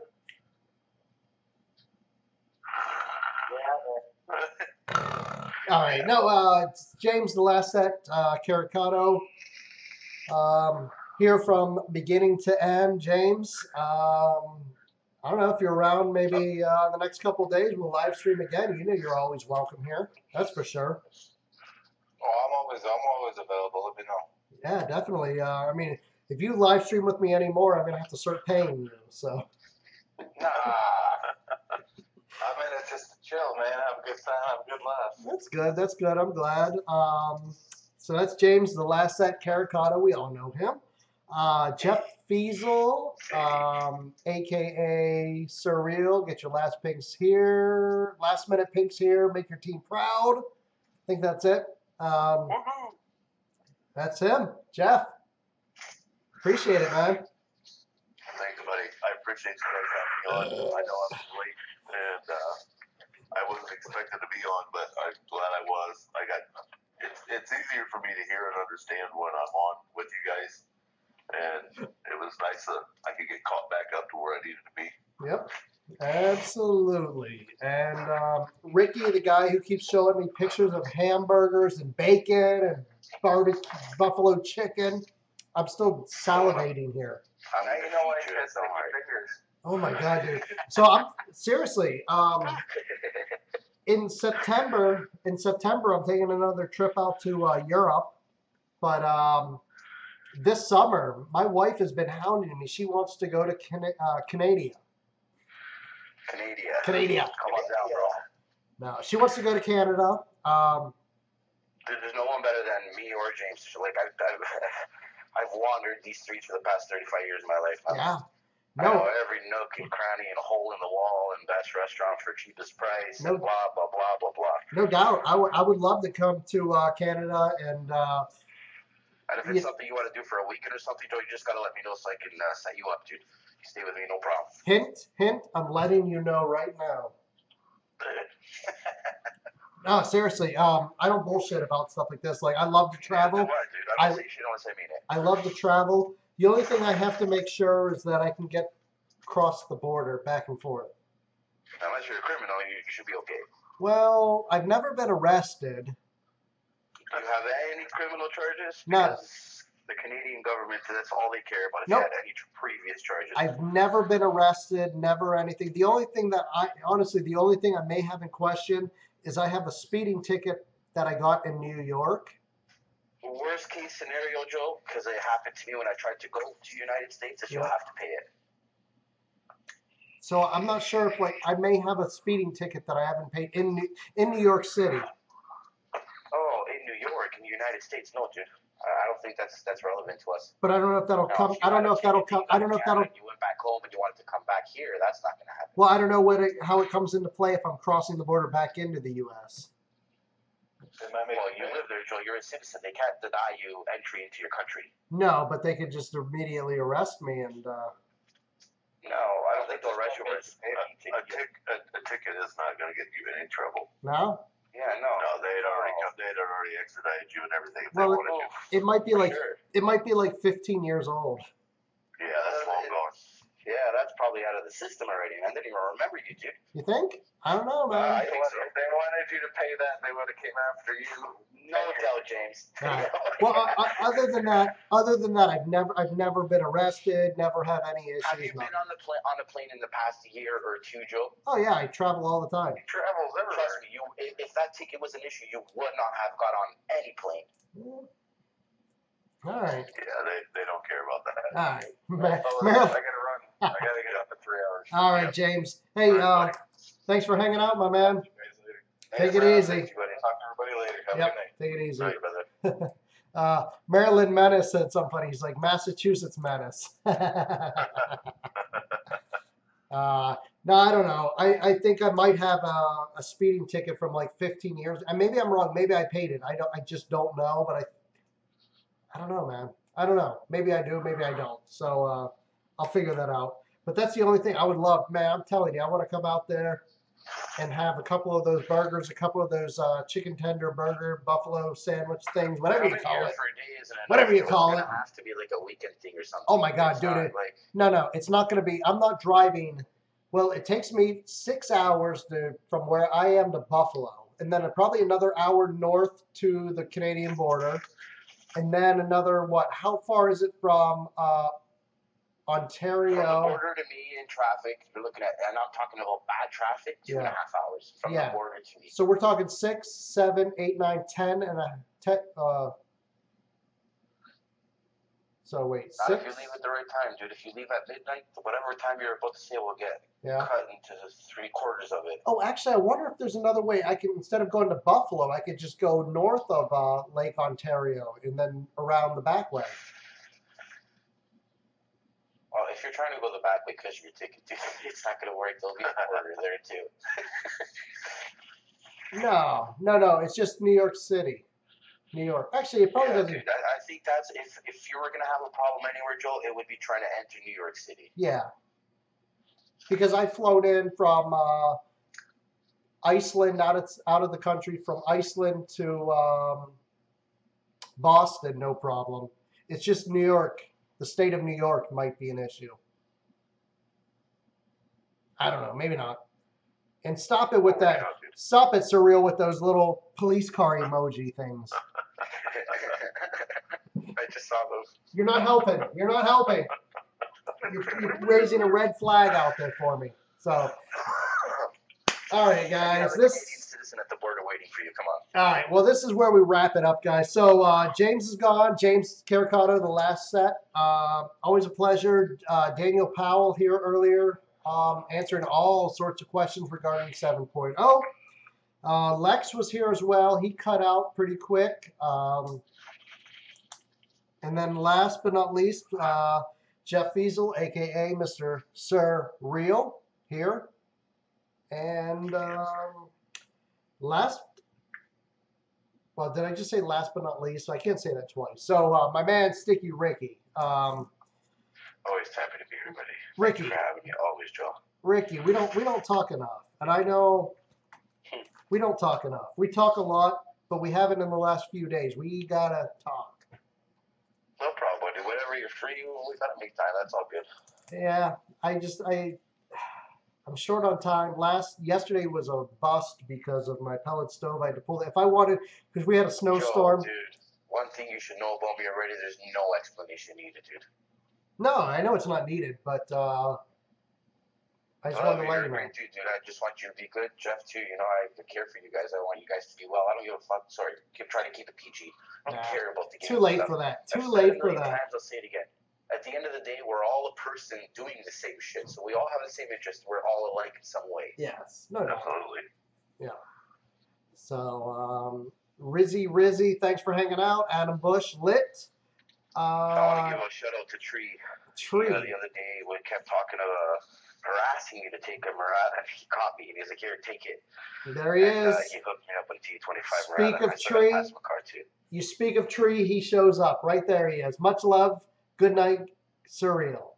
So there he goes. So Sticky Ricky, Jeff Fiesel, guys, thanks for hanging out. Every one of my subscribers, viewers, make sure to hit that bell notification right there. Turn those on so when I go live, you know to join. Subscribe, share, comment, like, all that good stuff. All right. I'm Pigpen, the one and only. Peace out, Cub Scout. There it is. There it is. Oh, wait, I'll say it one more time. Good night, everyone. Peace out, Cub Scout. Yeah.